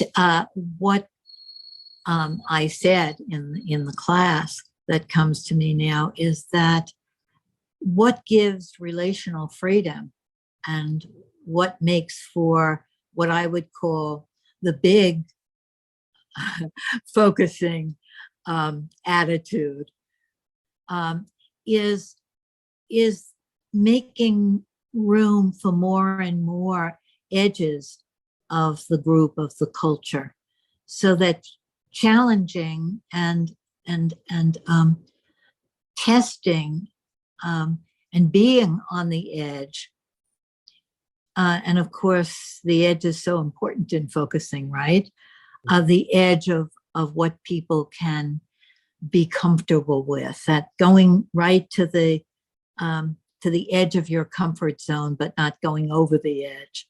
Or sometimes people go over the edge, right? And then the group has to sort of bring it back in and contain it. But it's that those perturbations of the system that give a kind of life to it and flexibility to it. And your word grittiness is really nice in there.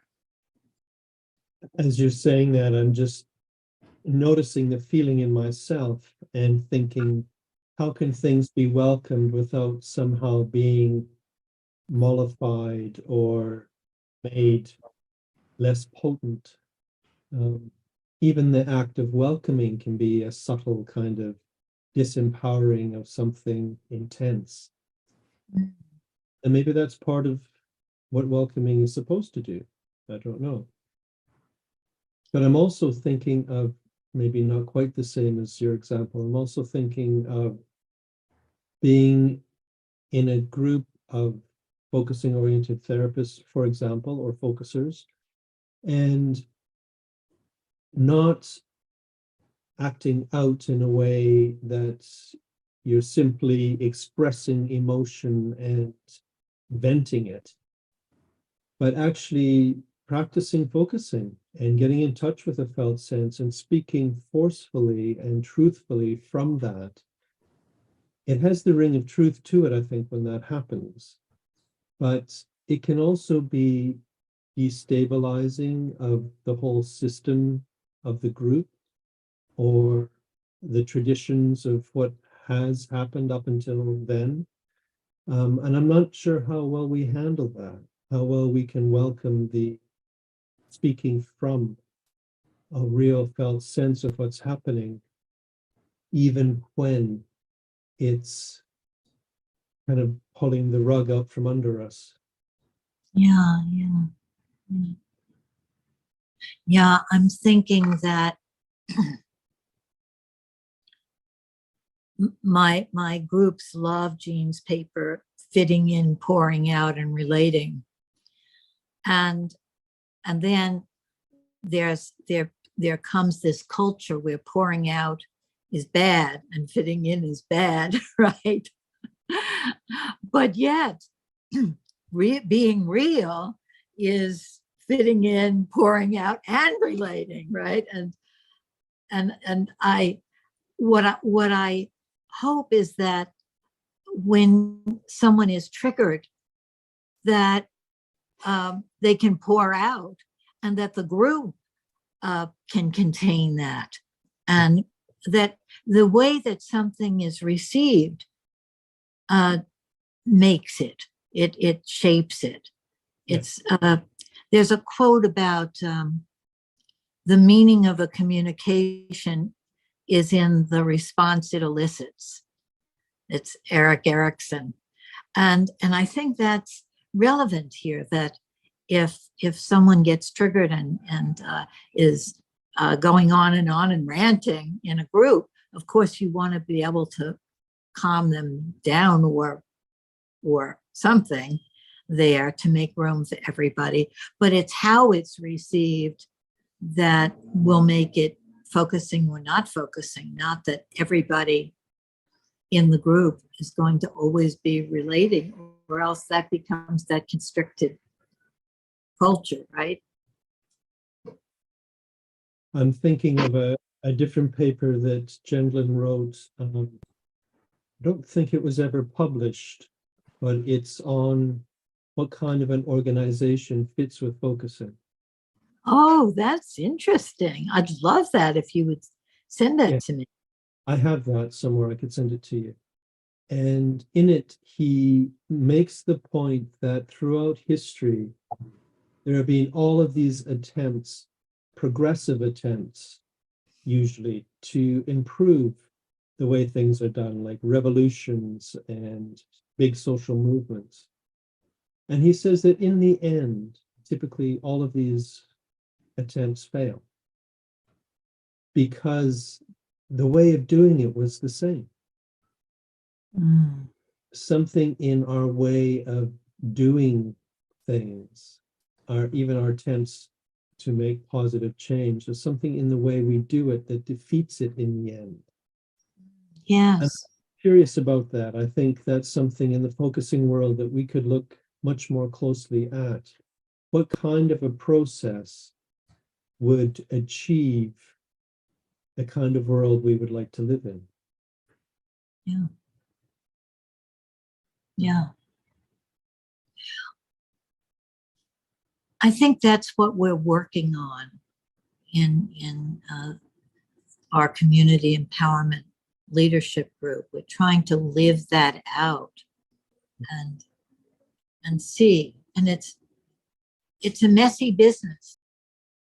The people who feel safe with rules of behavior and guidelines of agreements about how we're going to behave, and the people who are very dedicated to challenging authority and stretching things and not taking for granted that everybody's going to be good, or not even wanting everybody to be well behaved.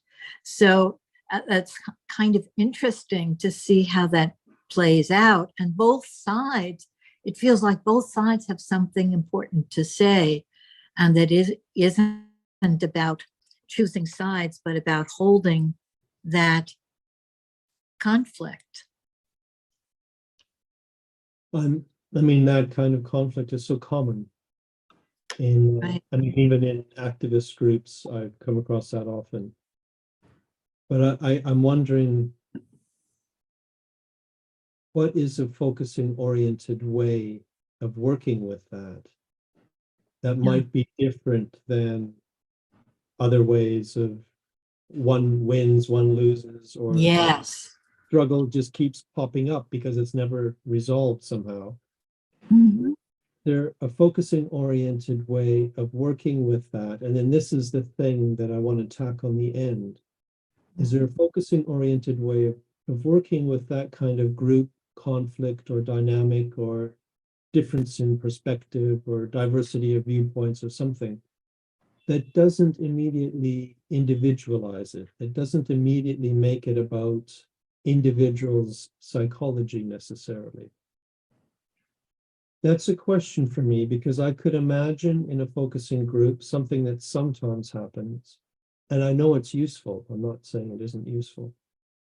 Sometimes what happens is people go away and they process it, for example, in dyads, and come back to the group, and everyone's body has changed. And so often what I see is then the group just goes on. Mm. And it still feels like, but something's left unattended to. Yeah, yeah, yeah. Mhm. I'm wondering, what is a focusing oriented way? Because if we could come up with an answer to this kind of question, I think we would have something to contribute to social movements. Yes. Well, Mhm. that's really the edge that I'm so interested in. Yeah. I think from my perspective, it's about the understanding that we are an inner democracy, and my group loves your metaphor there, and a group democracy, and then way out into the world.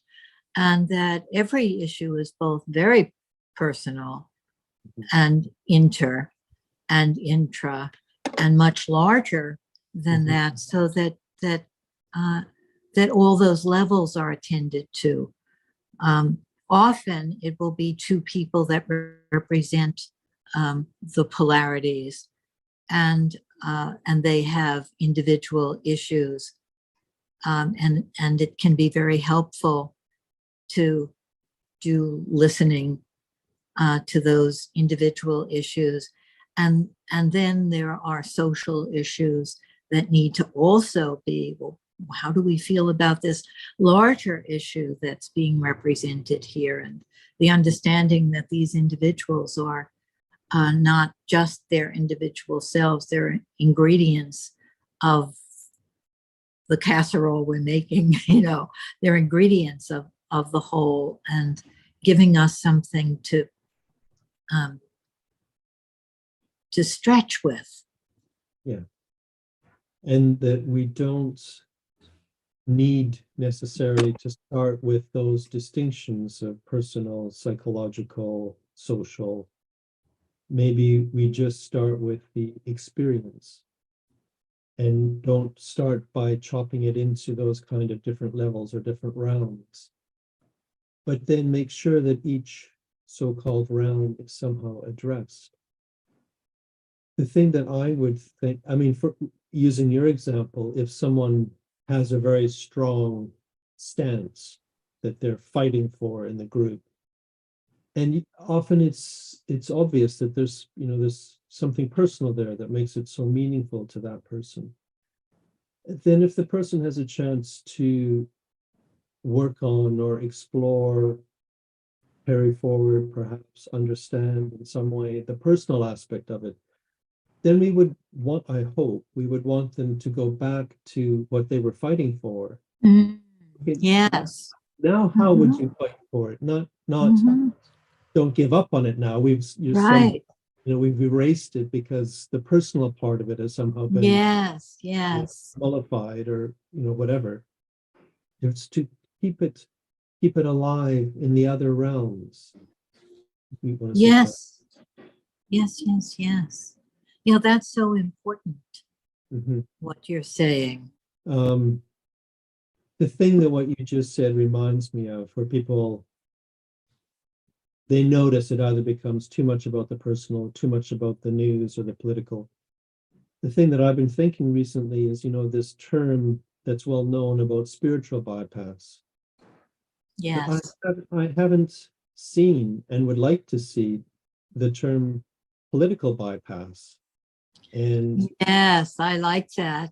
I like that. psychological bypass, sometimes those are also Mm. bypasses. Yes, yes.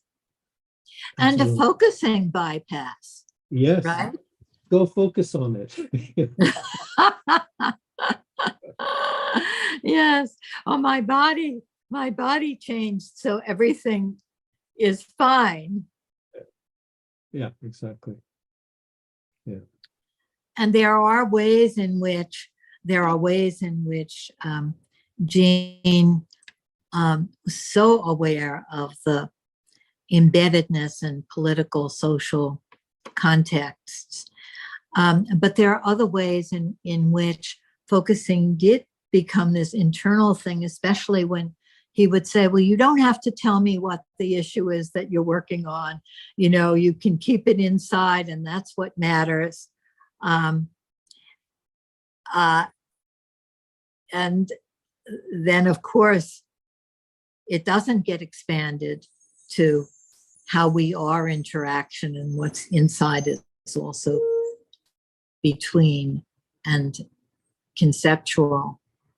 So maybe it's possible to say that focusing isn't some kind of quietude. You don't go off in a corner and focus away something so that you don't have to speak up. Focusing instead is more like a preparation for a kind of action you can really stand behind. Mm-hmm. And maybe focusing, I'm wondering if this is true. Focusing isn't within the individual. Focusing is an interaction with the world, even when the person is alone. And focusing is how the interaction goes, not the content. So it's not just that you're preparing to take action and then you become an activist and you take action, but the action that you're taking is within the context of a focusing attitude, though I don't necessarily like that term, but the attitude of the action is an attitude of receptivity and curiosity. And I love what you said about if we could introduce the things that we know from focusing into political situations, it would be so different, because there's such a fundamental understanding that it can't be polarized. It can't be me against you, or even one part of me against another part of me. The conflict can't be resolved. It has to be held. I mean, those basic understandings in focusing are so missing, I think, in political circles. Yes, and I think this is my guess, and I may well be wrong, but my guess is that it's right when we have our most vehemently held opinions that it's likely that there's actually another part of us who feels quite differently. Yes, yes, So, yes. there's something about the strength of holding that opinion. It's so strong because Yes. we want to acknowledge the part of ourselves that's kind of going, but. Right. Well, that helps me to come back to my story, which is, in the 70s when I was involved with feminist activism, and also with focusing and other kinds of therapy. I was doing a workshop for a feminist women's organization, and it was in a college, and there was a large room with a lot of people, and this man walked in, and I was prepared with all of my exercises and my talk and everything. And people said, well, this man can't stay. This is a women's space. And so I with my understandings of focusing, said, oh, this is, important. And so after people talked about it a little bit, I divided the room into those who felt that he should leave and those who felt that he should stay, and had them speak of why. And then I had them reverse roles. And this man, it was so interesting. It was like he was a plant. This man just sat there. He just sat there through the whole. He didn't say a word. And so they changed roles, and then they had representatives from each group speak to each other. And it was such a dynamic, wonderful workshop, and so much came out of it. And I felt like it was this wonderful gift that the universe had given me. That's a great example. And he just sat there and just was the provocation for the workshop. Yeah, he took it all in. I think he was fascinated.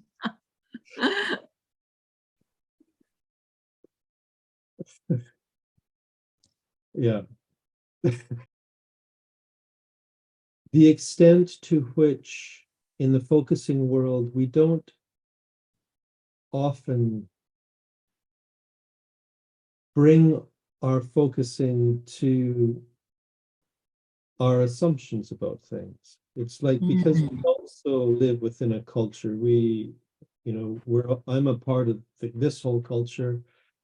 I come to my focusing with particular assumptions about the world, about myself, of what should be. And I think sometimes I know I witnessed this, and I'm sure I do it myself. We focus within the assumptions we have, rather than broadening out and allowing ourselves to focus on the assumptions themselves. Yes, yes, yes. And it's not a good example, but one little example I have of that is in my focusing partnership. I was talking about a feeling I had about not being able to accept dying. And there's some just could not accept this, and felt resistance and didn't want it to happen to me. Horrible it happened to everybody else, but God forbid it should happen to me. And wants to accept that as reality. And I felt that I had to find some way to make that okay. That I had to find some way to accept the inevitable. Sin partner reflected it back pretty much word for word what I had been saying, but with a slightly more neutral tone. And suddenly I got this feeling, hold on a second, why do I have to accept this? Right. And I started to feel all of this energy of, I can't accept this, and I'm not going to accept this. Yes. My assumptions about what had to happen, and I was just going to focus within the narrowness of what had to happen. Yes. Suddenly it burst out and became a much bigger thing for me. I think often with our social and political feelings, that we're still within the narrowness. And if we could use focusing to look at how have we already framed this?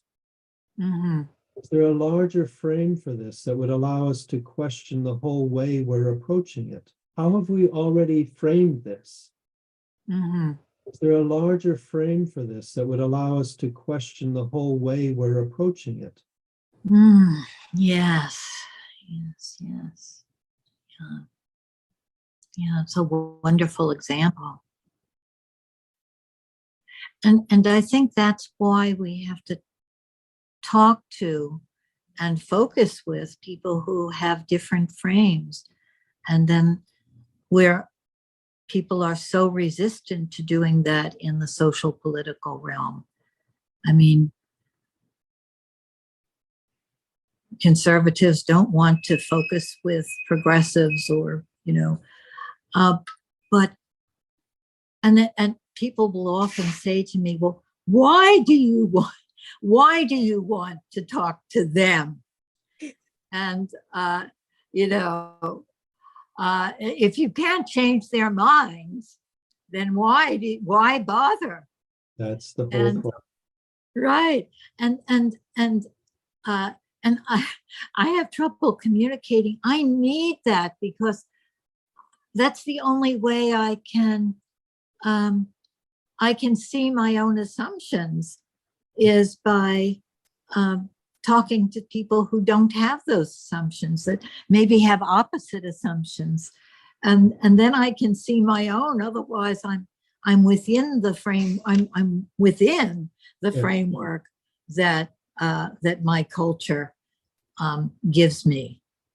Yeah, that certainly is one way to bring oneself face to face with that kind of difference. That can be so helpful.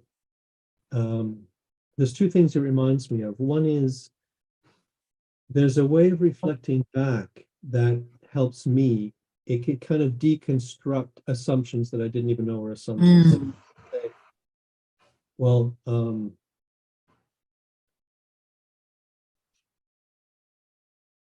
myself is built upon that belief. And if it's reflected back to me, so there's something called yourself.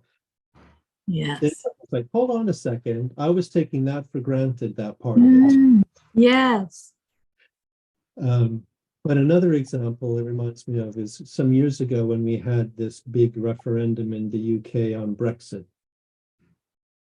And it divided the country almost. Yes. And people like myself who were opposed to Brexit, wanted to stay in the European Union, and that was mostly the progressive side. We were just in shock. And it was like it was like being in a dream world the next day, walking into town, and just the whole town looked different because we lived in a different world suddenly. And it was like, idiots, those idiots. What have they done to us? Right. And that was my response for a while. And then I started to get sick of that. And I started to say, hold on a second. What if no one is an idiot? What if there's no such thing as an idiot? And it was out of that I worked with some people and put together the World Day of Listening.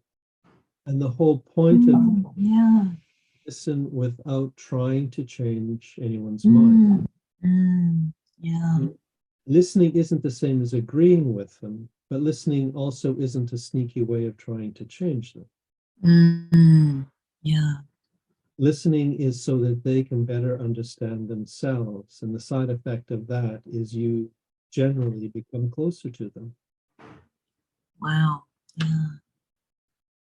I'm so touched by that. And I loved your World Day of Listening.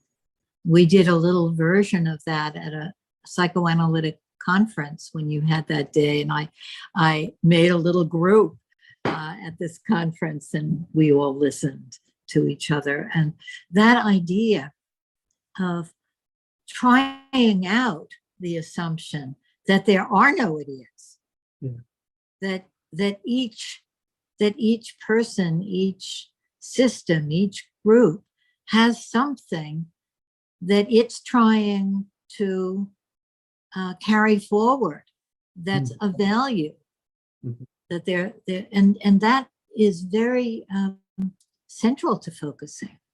That the ideas, I was just rereading the interview with Jean about experiential therapy and client-centered therapy, and his saying that even the ugliest for him theories have something to teach him if he can go beyond the literal and find what it's trying to get at.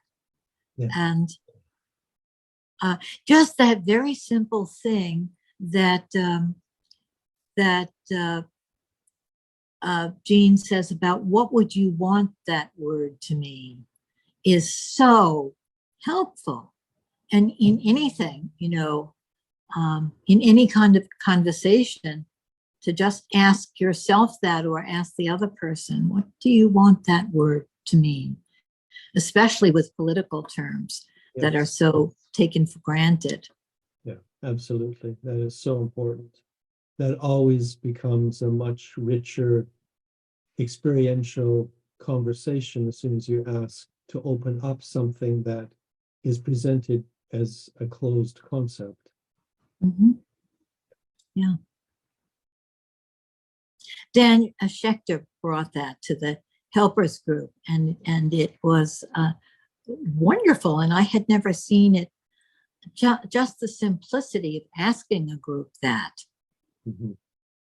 makes you able to talk about anything.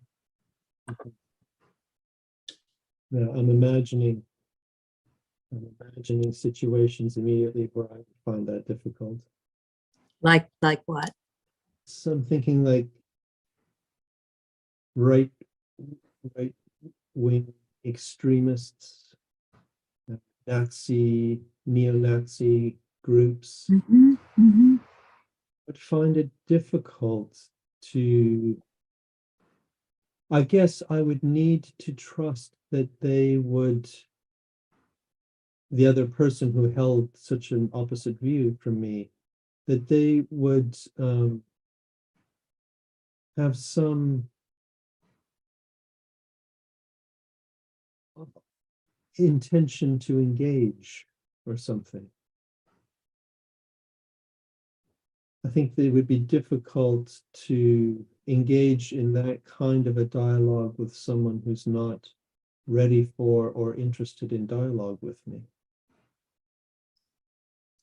Well, I think that, of course, some people won't want to dialogue with you because from their vantage point, you're bad and you're a danger, right? And you're an idiot.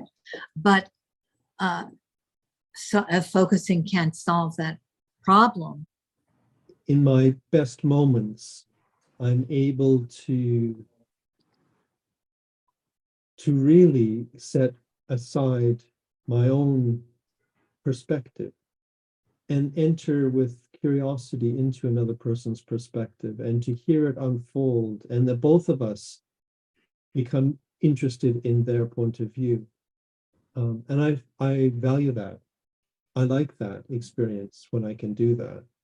I guess I'm just thinking of the times that something else has to happen first before we're in that face-to-face kind of scenario. And it reminds me of just last night.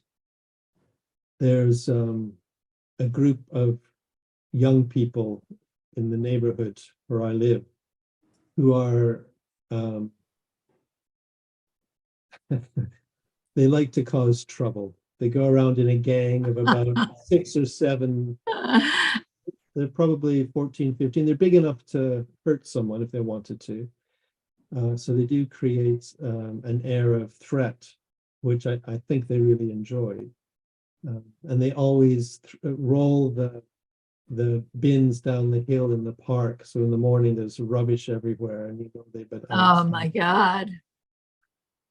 So they were out last night, and typically I was out with my dog, and typically we just really shy away from them.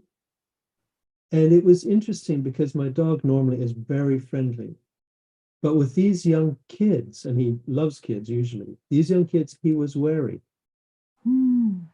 There was something about his wariness that brought out in them, most of them, a couple of them I think were afraid of dogs, but the rest of them, it brought out in them a real softness. Down on their knees, and they're like trying to call to Elliot, our dog. And Elliot was getting close and then coming back to me, and getting close and coming back to me. And I thought, I thought that was the beginning of an interaction with them that could be followed up on. I could now see them with Elliot and say hello.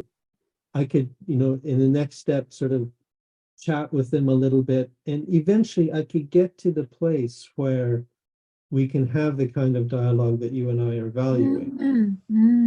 But it's like something had to happen first, and Yes, yeah. it was the change that happened in them because of Elliot's wariness. And that was the key, that something softened immediately between me and them because of Yes, his response.